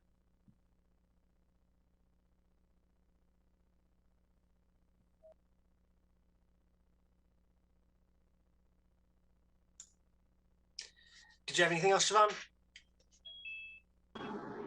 No, thank you. Okay. Thank you. Then Councilor Sarette. Thank you. So not everyone, particularly our new budget committee members, may not be familiar with 15th night. So that's a service provided, I believe, by Looking Glass. That's partly funded by the city of Eugene through direct allocation. If I'm wrong on that, Christy or Renee, please correct me. So I just wanted to clarify in that last slide that was brought up for us about that Twyla was going over with the 2.7 million kind of surplus from what was budgeted. That went into the reserve for revenue shortfall. Is that correct? Actually, no. So this is in the community safety fund, which is separate from the general fund. And so the savings there is we budgeted expenditure of $4.7 million to repay the loan. Since we only need to repay 2 million, there's actually 2.7 million left in budget authority that we can reallocate via the supplemental budget, if that makes sense. Okay, so that's the plan, is for a recommendation on how to reallocate that 2.7 million when we come to supplemental. Correct. Okay. And then just a minor complaint, which I kind of brought up the last time we were going over the CSI, so we didn't get any kind of update or explanation about municipal court and where the money for CSI was going to be used and how that serves our larger goals on community safety and well-being. So maybe if we could get a memo about that to the budget committee, that would be great. Thanks. Thank you. And that brings us to me. I just wanted to, I guess, mention a couple things real fast. Piggybacking off of Renee's answer to Siobhan, one thing that I think is useful to keep in mind when we're talking about the CSI is that it is not the entirety of our community safety strategy in the city budget. So that'll, here we have sort of specifically the CSI as a discussion point, which does create some weird complexities when there's things that are community safty work we do at the city, but that aren't explicitly part of the CSI's funding source. How we navigate that in the conversations will never be entirely straightforward, but just generally, I think the goal is to talk about the CSI here, and the rest, I don't know how that comes in, but it's good to keep in mind that there is more. And then touching on what Ryan talked about, anytime we talk about community safety, there is specifically the measures that we have in the Community Safety Initiative, and then there's the concept of community safety at large. And so I just, every time we have this conversation, like to point out that to me, when I think of where are people in our community unsafe, there's nothing more than our unhoused population. I don't think there's any group of city residents that are less safe. So I think any community safety discussion has to revolve around that first and foremost, which is exactly what we saw when that was the #1 topic brought up in all of our community listening sessions as well. So those are my initial thoughts on community safety. With that, I see our city manager. Yeah, I just wanted to make one correction to Councilor Syrette's 15th night info, and that it's not a program that's run by Looking Glass. It actually has its own core leadership team. It's its own 501c3. And one of the things that's really exciting about it is that they have a youth action council that is made up of youth that are currently homeless and transition from homelessness, or youth that have never been homeless but want to help. So it's a great organization. We can send a link out in your materials. Thank you so much. I was totally misunderstood. Thank you. Thank you. So that brings to conclusion our presentation on the CSI, which brings us, I guess, to the next phase of the night, which is open committee deliberations. So for this, we will be using the timer, and we will use the same order for a first round, and then we can do a queue for additional rounds if people need them and raise their hands to request them. So for that queue for the second round and further, go ahead and raise virtual hands if you want to jump into it, and my vice chair will help me track that. But for the first round, 3 minutes on the clock, and we're starting back with Councilor Groves, followed by John Jasper. Thank you, Chair. Regarding the new officers that we're going to try and add into the force with the CSI funding, I know that the actual number is probably still up for debate, and council is going to be working on that. But I just want to confirm, Chief Skinner, that your estimates of what you need have not changed at this point, correct? That's correct, Councilor Groves. We, and it's an imperfect number. It's certainly not the number that we started with over 3-4 years ago, but it's a number we felt like we could make a measurable difference when we think about the number of calls for service that we're getting that we can't get to in a timely fashion that actually have a safety component that we should be sending police officers to. Great, thank you. And is there any updates on some of our work with Cahoots? Yes, sir. The only update I have is that they've been able to get to the extra 5 hours. So that's good news. We're at 31 hours in a 31 hours of service in a 24-hour cycle. So that's good news. The only other update I would say, which is good news, is that we received or starting to receive some of the money from legislature that's going to get them an extra van. And so there's some much needed equipment on the way as well. Thank you. And how long do you think it will be until we see some statistics on whether how that's affecting call load by having the additional hours for Cahoots? Well, it'll take a little bit of time. We'll need to have some experience there. Cahoots is experiencing some of the same things we have, which is they can't get to everything as timely as I would, as any of us would want them to get to. But we should be able to do some analytics. The problem is we have to do the analytics, and so that's within my shop to try and do that. And so I would say that we would need at least 6 months experience before we could see whether or not those extra 5 hours are making a difference. Thank you. That's what I was looking for. So 6 months, we'll have a little more information to work on that. I think that's going to be very important as we move forward, but I'm not sure we're going to be able to wait that long till we start making some apportionment. So thank you on that. And then Chief Heppel, can you talk at all about some of the changes around the non-emergency basic life support ambulance system and how those changes are going to affect unit reliability, response reliability, and our fire department's ability to manage calls? Sure. So, we brought the basic life support program on in 2016, and it's grown very well. The challenges that we're having is, as I tell folks, the program's working in that we have folks that are getting hired and pulled up into our ALS ranks, but we're having difficulties hiring folks to bring them to refill those ranks, which is causing a shortage of daily units on the streets, which drives up higher utilization of our full-time firefighter medic units, our advanced life support units. And so that's what we're experiencing right now. And we're trying to expand that program a little. We're trying to expand that program while filling our current requirements right now.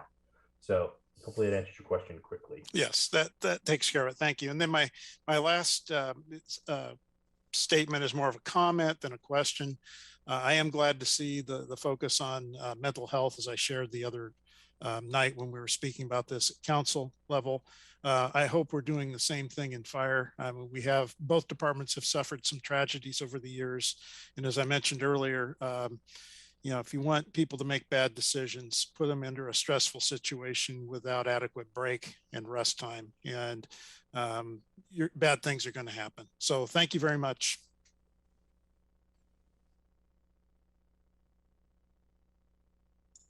Thank you. John, you're up next, followed by Councilor Semple. Thank you. I just have a couple quick just comments in general.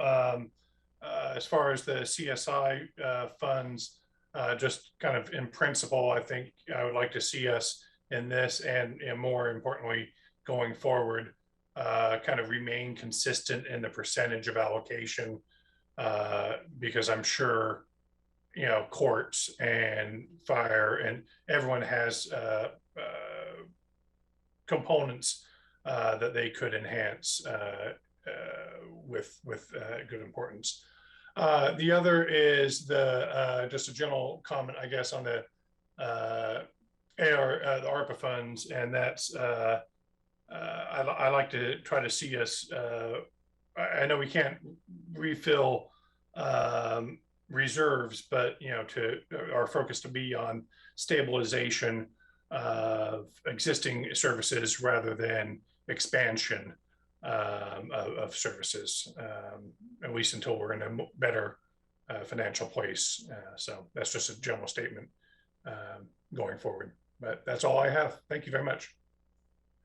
Thank you. Councilor Semple, followed by Catherine Ryan. I pass. Catherine, followed by Councilor Keating. Thank you. Okay, I have some questions that I thought might be a little more complicated, so I saved them for here. One of the questions that I want to try and get clarity around is whether funding for Cahoots is eligible under the CSI funding parameters. I'll answer that. So, you know, the way that the structure is set up, Cahoots isn't part of the original plan, but the plan does provide some flexibility for council to determine if they want those dollars directed in a different way.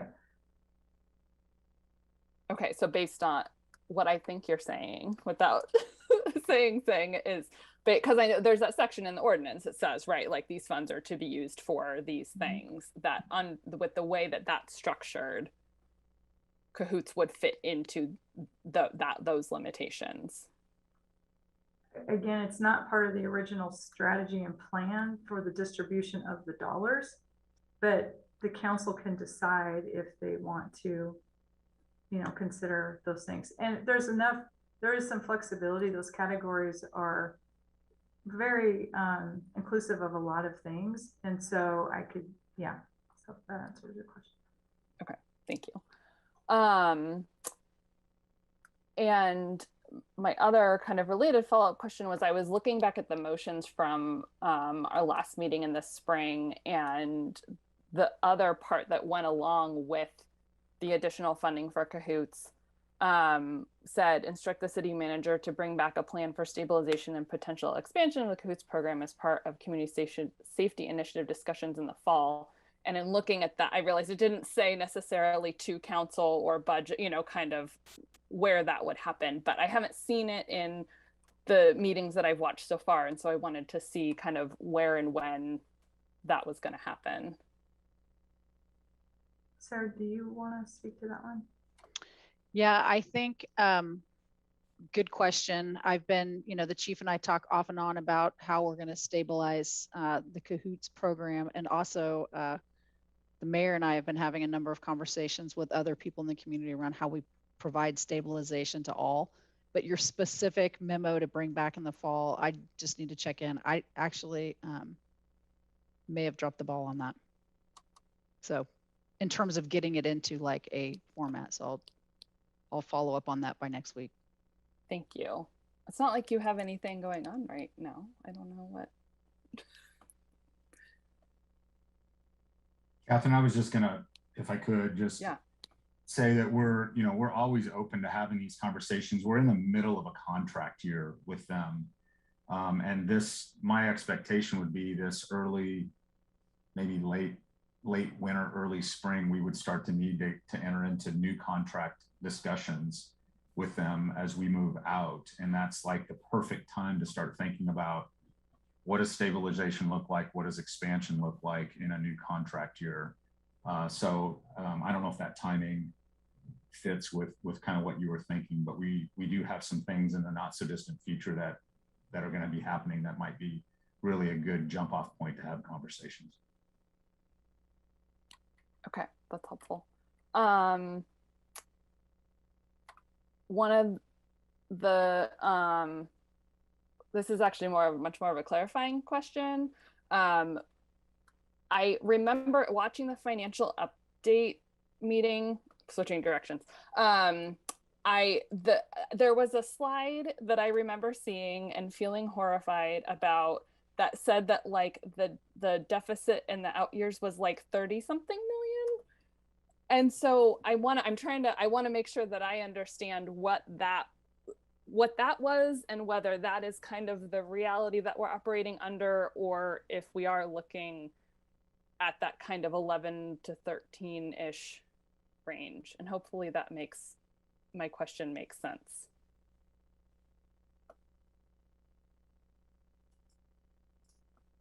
I'm trying to think of the exact slide you're referring to. It may have been one of the ones where we were showing the impact over time if we don't take action.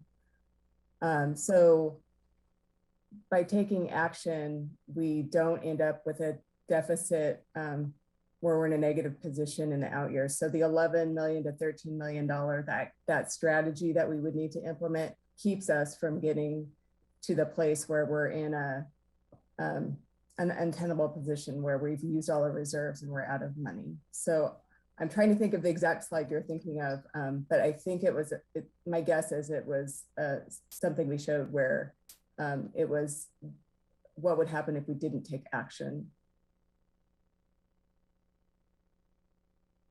Oh, you're on mute, Catherine. Context of like updated assumptions, and there was a PERS piece and a couple other things. And so, okay, so then in the like 11, 13-ish range, what is kind of assumed in that keeps us there instead of in that bigger number? As far as gaps, so that would be the strategies that we would be developing and bringing back over the next few years. So as the city manager mentioned earlier, we're right in the middle of updating our forecast. We're getting information from the tax assessor and lots of other pieces of information. So we'll update the forecast, refine that number some more, and then we would bring back as part of the city manager's proposed budgets, a step into strategies that we would develop to address that gap. Okay, thank you. Mm-hmm. And then I'm going to switch directions one more time really quickly. Where for the navigation center, is the city putting any money into the capital, the kind of building improvement side of things / related? What is the current plan for, and this may be the answer, I think it was around 900,000-ish that had been put aside for capital related to Nav Center a few years ago. Those capital dollars are still in place. They have not been spent. But one of the things that, just to clarify, is that I think I mentioned that there was funding that was provided through the state to be able to do the capital upgrades for that facility, is specifically addressed for that. So there's money already for the capital improvements. So that 5 million is being used all for the capital part. Okay. Yeah, estimates for the work that needed to be done are really coming in high right now, and the team is really trying hard to keep those as low as possible, but wants to do a thorough job as well. So it's a tough bidding environment. Okay, thank you. Thank you. Councillor Keating, followed by Eliza Kaczynski. Chair, in full disclosure, I think the antihistamines are starting to take effect, so I'm a little slower than usual. I apologize. I recognize that the contract negotiation will be finalized in the spring with Cahoots, but I am keenly interested in stabilization funding long-term, interested in expansion, interested in seeking new revenue sources to support the effort. I wonder when it would be most appropriate to have a conversation, a work session style conversation with Eugene Police Department and Cahoots at the table with council.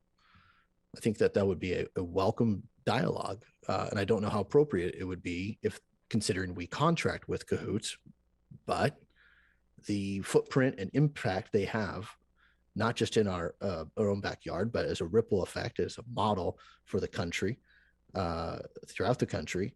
I think it would be a helpful dialogue to hear firsthand about where we are, where we've been, and where we're going. Chief, would you be able to comment on that potential collaborative conversation?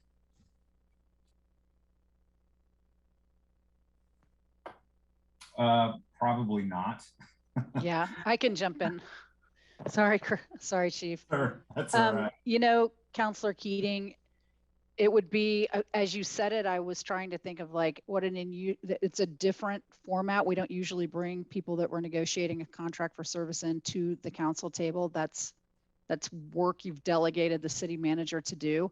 That said, there's been a number of times that we've gotten creative about how we bring in panels or individuals to provide direct information to the council. And so what I would like is just a little bit of time to explore what would be some possibilities that could get at that desire of yours. And I would welcome that. I think we would be hard pressed not to find a majority of council that would be interested in having a panel discussion. So thank you for that, and apologies, Chief, for putting you on the spot there. Let's see, was there anything else that jumped to the top of the crop? I really kind of used that first round for what we should be doing now in the second round. So apologies, Chair. Thank you, colleagues. If something else comes to mind, I'll raise my hand.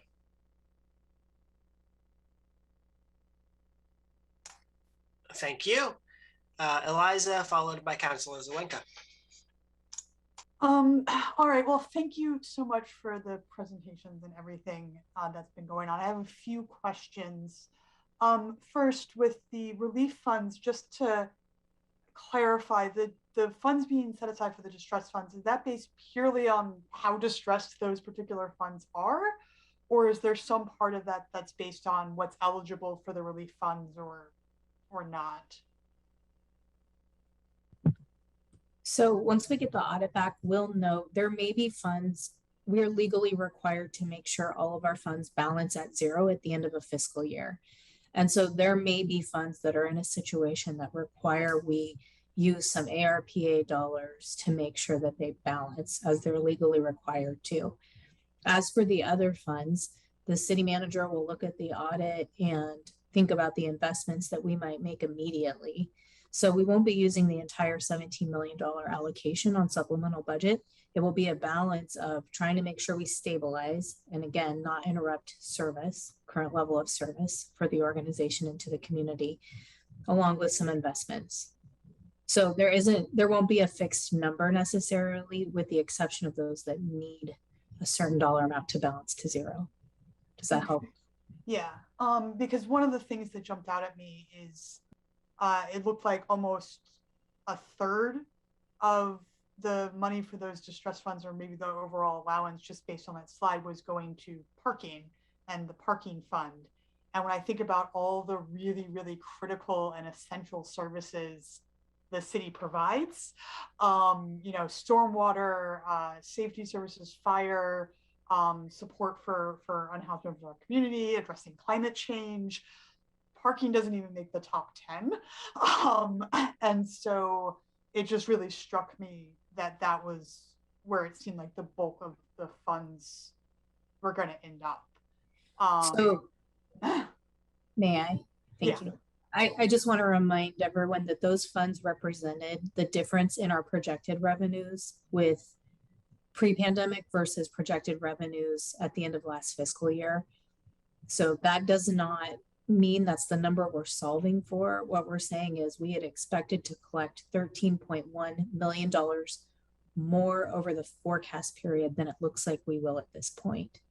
Okay, so that chart was not an indication of how much we were expecting we would need to put in. That was an indication of basically how distressed they were. Exactly. Okay, that's extremely helpful. Thank you for helping clarify that. The second thing I wanted to ask was more about the supplemental budget overall. My feeling is that it might still be too early to know how we're doing with marginal beginning working capital. But I do know that there are some items that end up being sort of earmarked should be used marginal beginning working capital for. If it ends up low, do we have a strategy to make sure that those programs stay whole as well? Yeah, we'll, as part of all of this, we'll be evaluating that. And as I mentioned at the beginning of the meeting, we are going to meet with the budget committee to at least share the supplemental budget before we take it to council. So you'll have an opportunity to weigh in on that if there's an issue. But yeah, we try to keep those things as whole as possible. Okay. And then the last piece for now is just, I noticed at the fiscal report meeting with council, there was a lot of talk about revenue and suggestions about different revenue options. And I know there's going to be a lot of work that needs to be done to develop strategies and ways that we can kind of address this. And I just wanted to note that in the past, when there's been these kinds of discussions, budget committee has convened subcommittees to talk about revenue issues. That in at least one case that I participated in, it seems to have been very successful. And so, wanted to just put that forward as maybe as we're looking at this, some subcommittee work for budget might be helpful if we can help.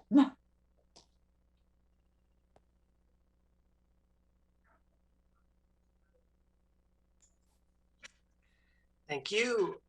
Councilor Zelenka, followed by Raina Jackson. No questions or comments at this time. Raina, followed by Ryan Kanofsky. I'll also pass. Ryan, followed by Councilor Ye. Yeah, I just had one really quick question for Chief Skinner.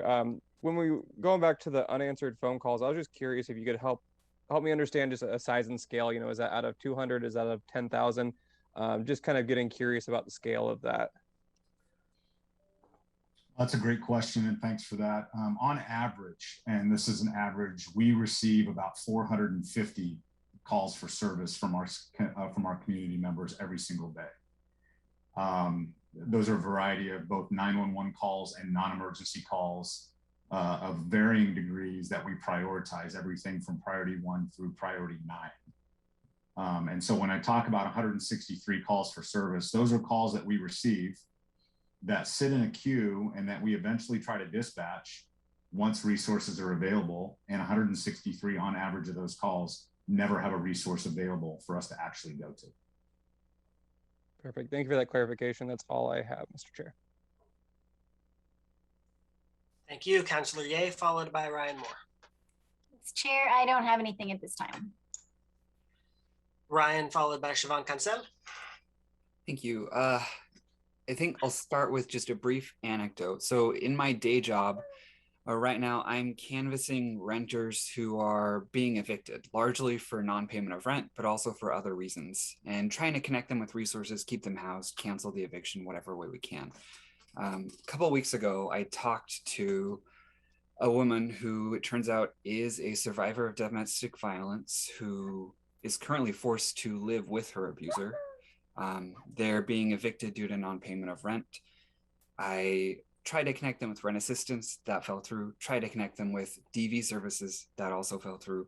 Ultimately, it came down to there is nowhere for people to go. There is, we all know this, but just to underscore it yet again, such a dearth of housing, especially affordable housing, right? And so people in really horrible situations are being pushed into even more horrible situations. And so I just wanted to throw that out there. But to get to the questions, We've talked about the audit a few times, and it seems like this is a big sticking point in our conversations here. When do we know when that will be completed? Is it next month? Maybe I missed it. So the audit comes back to council in December along with the supplemental budget. So staff have been working really hard. We're compiling things. We're actually working with our external auditor, Moss Adams. They're going through everything right now, preparing the reports. So it will be more towards, it's always a just-in-time process for us. The timing's tricky. So that we literally get back, you know, as we're coming into the November, December timeframe. So it's a tight timeline. Yeah, I appreciate. I know that's a huge task. And actually, just to rewind a little bit, are there any discussions or brainstorming going on with how, getting to sort of something Siobhan mentioned in the last round, how to address the causes of adult homelessness? So not focused on youth homelessness, but things shoving adults into homelessness. Are there conversations about what we could do with that? You know, the one thing that we're really spending a lot of time on right now is the homeless implementation pipeline work and really trying to understand the impacts that are creating certain circumstances for individuals.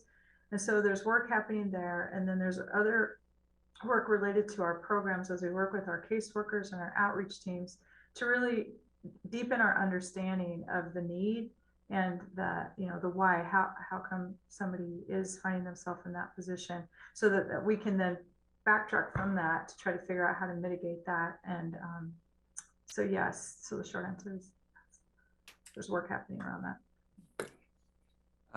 Let's see. Next, so the PERS Employer Incentive Fund contribution, from what I remember, that was supposed to result in our PERS costs peaking somewhere around 2022, 2023. I'm assuming that's still the case.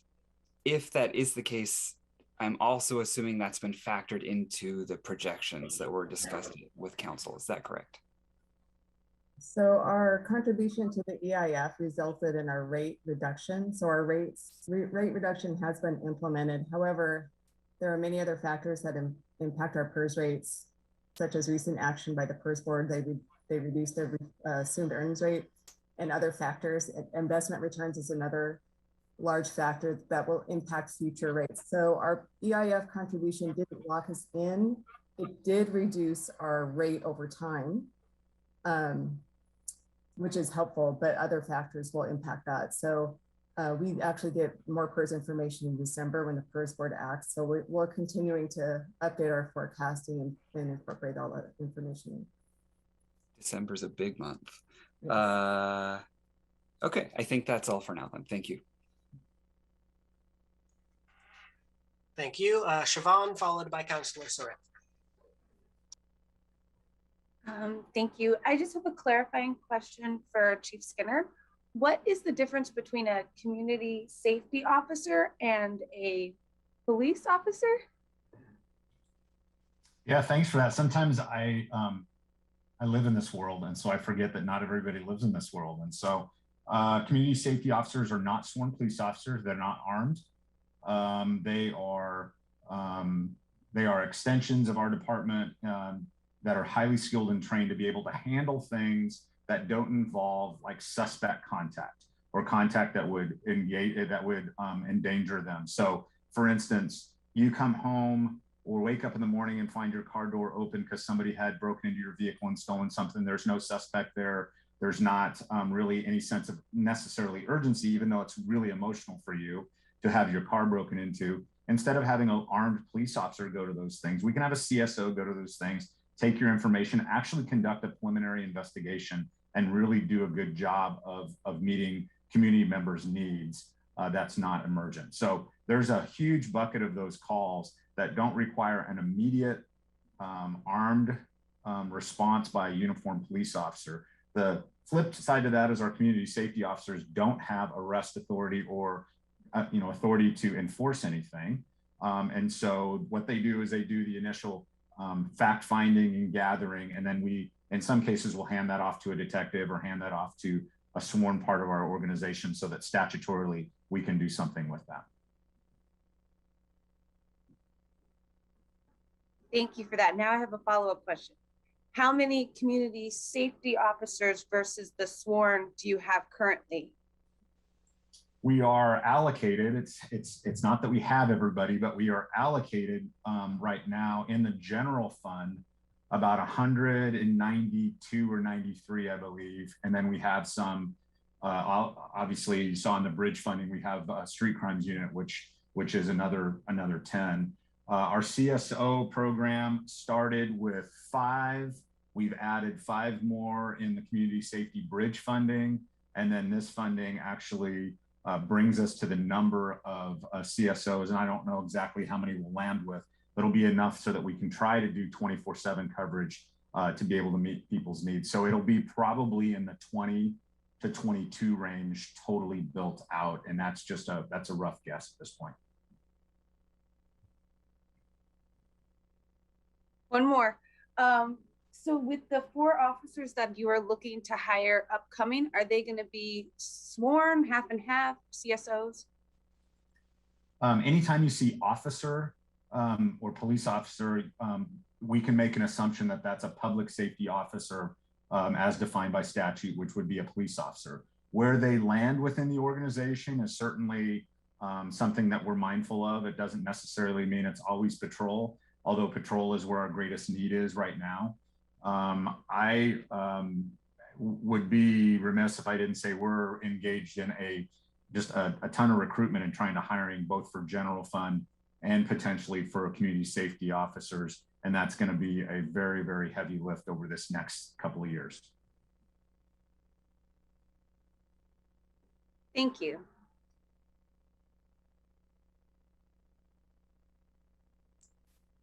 Thank you. Councilor Surratt. Thank you, Chair. So I just had a couple of things I wanted to say in response to what other folks have brought up. So just on that last piece, going from 5 community safety officers to potentially 20 or 22, that's a pretty big proportional increase for that branch in our police department. And so for me, that's encouraging in terms of having another way to be responsive to calls for service that doesn't involve sending an armed officer. So I'm glad that you are thinking about how to make that a discrete program that gets the attention and administrative and supervisory support it deserves.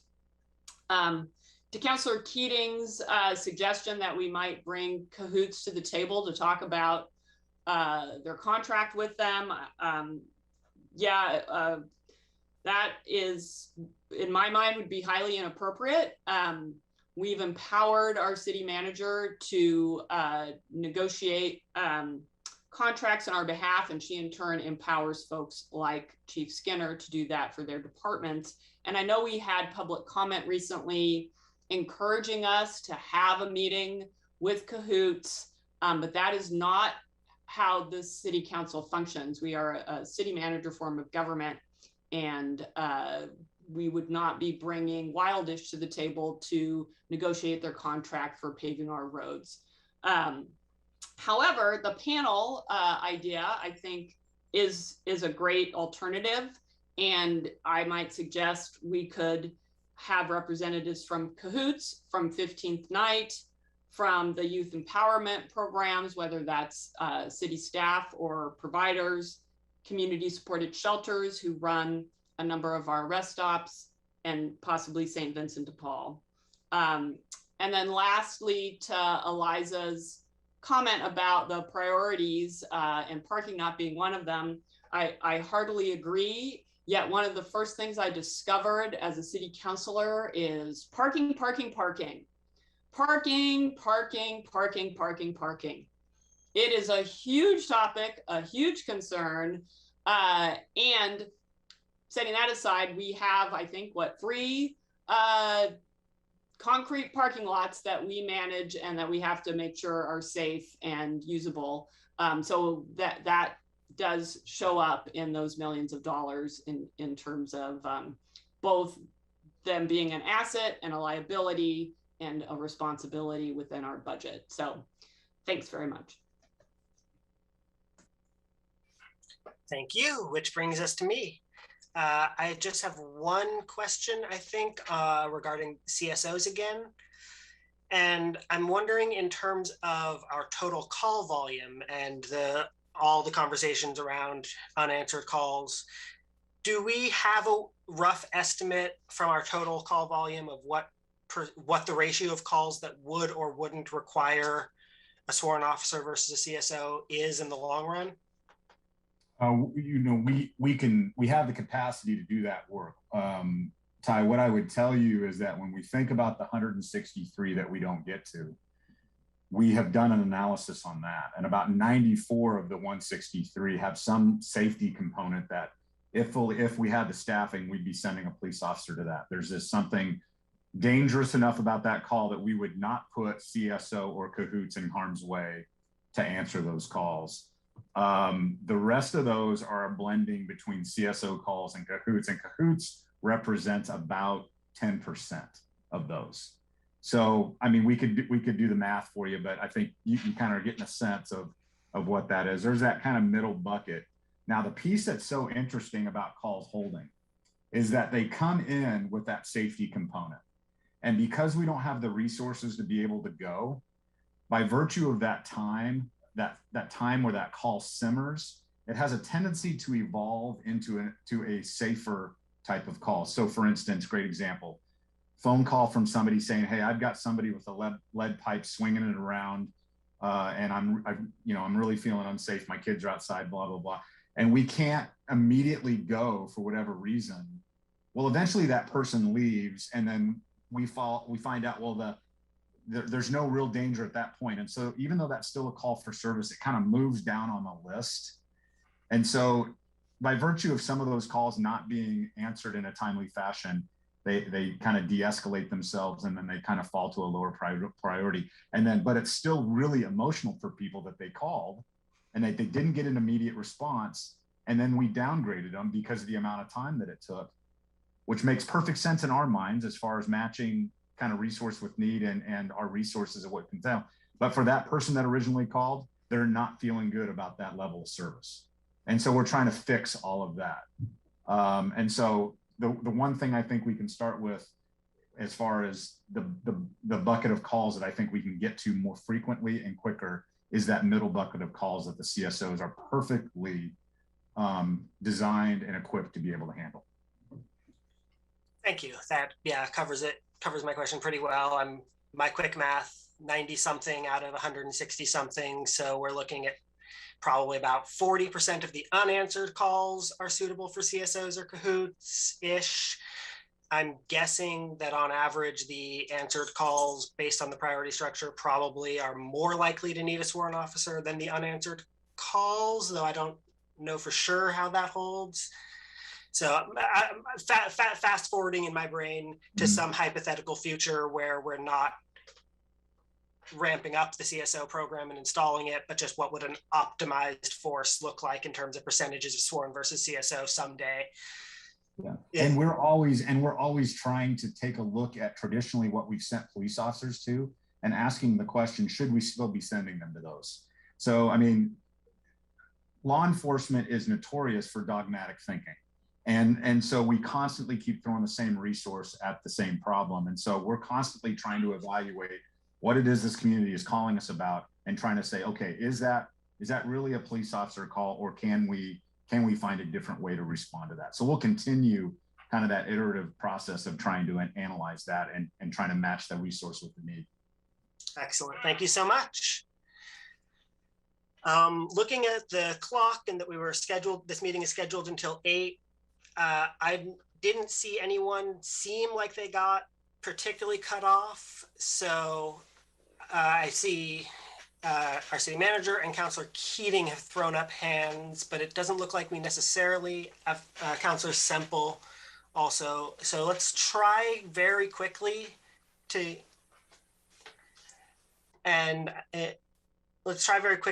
check back in with just a couple people, and hopefully these are quick, but it doesn't seem to me like we need a full second round. So let's have the city manager share what she has first. Ty, I was just going to try to facilitate your finishing at 8 and let you know we can do the budget book presentation at the beginning of the next meeting, because I think many of you are going to want to comment on that. It's a really cool presentation, so we'll hold that off. Okay, in that case, let's have Councilor Keating and Councilor Semple real fast. Thank you, Chair. I'll be brief. Kevin Altucker gave a presentation, I believe, to the council. I don't think it was to this body, to the budget and the council, about an Engage Eugene community survey around the CSI. And I found it fascinating. And I think that colleagues would on the budget committee would also be able to glean a lot of really valuable insight from absorbing said community survey. I would like to just request from staff if we can get that presentation to the budget committee. That I would hope would be welcome. And thank you, Manager Maderi and colleagues for steering the conversation in the direction of an informational session. I like Councilor Sarbat's idea of bringing 15th Night and community supported shelters along with Cahoots and St. Vincent de Paul to the table. Thanks. Councilor Semple. Thank you. Just two comments. One about the lead pipe and de-escalating the need is if it calms down and the person goes away. But if the lead pipe makes connection with somebody's head, it'll be too bad that nobody was able to respond. And the parking brings in a lot of revenue. And so when people stop driving, they stop parking, and we lost revenue. And it's not that we need more money for parking, although they did raise enough revenue, I believe, to buy those elevators. It's that the things they funded, we've lost. Is that right?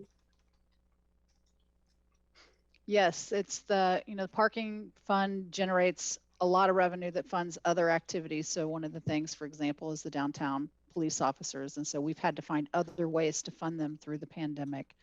The elevators are something that, because it's an enterprise fund, they save money up over time, and then they can make those investments. And as you recall, the parking fund was in a hole for many years. So it took them a lot of time to get there, but then we used those reserves to keep our employees whole.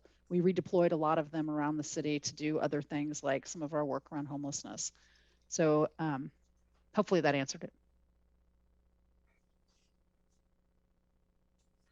And Catherine, I saw you threw your hand up too. Yeah, thank you. I had to find the button. I just wanted to kind of take a second, and I am gonna own my feelings in this space. But just to kind of share, I think I'm having a reaction of some frustration related to sort of the Kahoot stabilization piece. And this isn't directed at anyone in particular either.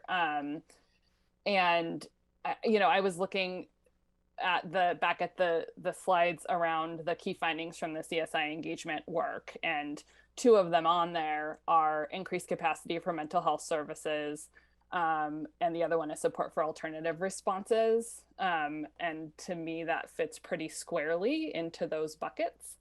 And I really wanted to work with folks to try and find, kind of figure out what is information people are looking for, how to try and get there to a place where we can figure out what that looks like. I'm, based on the conversations I've had with Ebony, I'm concerned about them getting through to the next contract to some degree.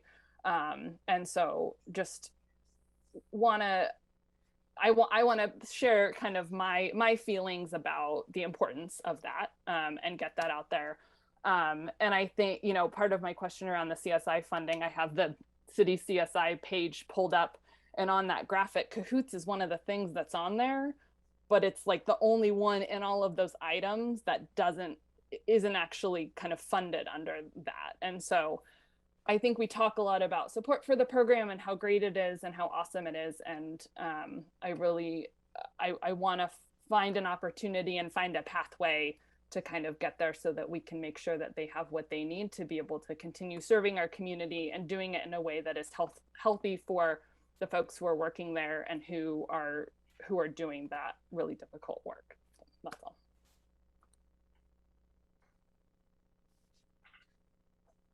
City Manager?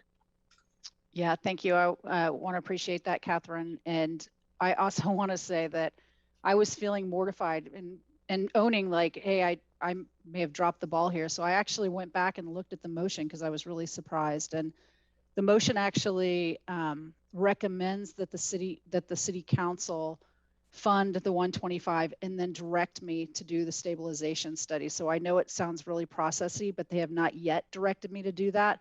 I think that's because we were engaging deeply in the CSI work and trying to understand all of the things that were happening in the community and how this fits amongst all of the public safety priorities. So while I still feel bad that you're feeling frustrated, I think that direction's coming and not here yet.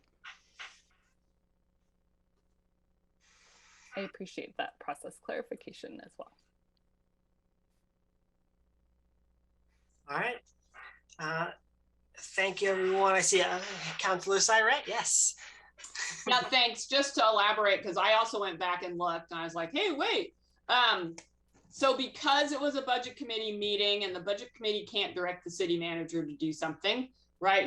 We are making a recommendation to the city council. So that's why it was phrased in the way that it was. And so it is incumbent upon the city council to come back and say, hey, city manager, we'd like to follow through on this thing that the budget committee passed. So we will do that. Thank you so much. And I think with that, we are ready to move into wrap up. So I want to thank everyone for a really good discussion. I think we got a lot of good progress on where we're at with initial thoughts on all of this. And we are back next week for another meeting, which we will have an opportunity for public comment that time.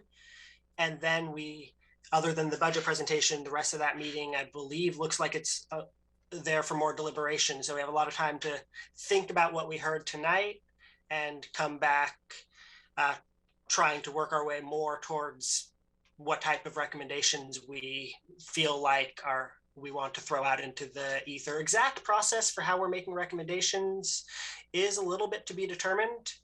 It's new that we're doing this work of trying to involve the budget committee in the supplemental budget in the fall.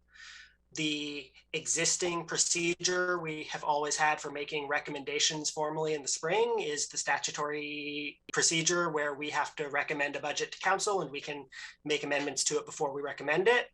None of that quite applies here since there isn't actually a crafted supplemental budget with hard numbers in it yet because we're waiting for auditors.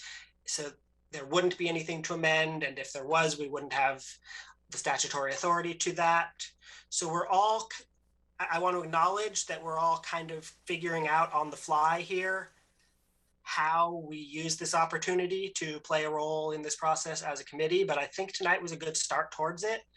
And we're going to be following up and working on that and trying to figure out how to get that in place next week.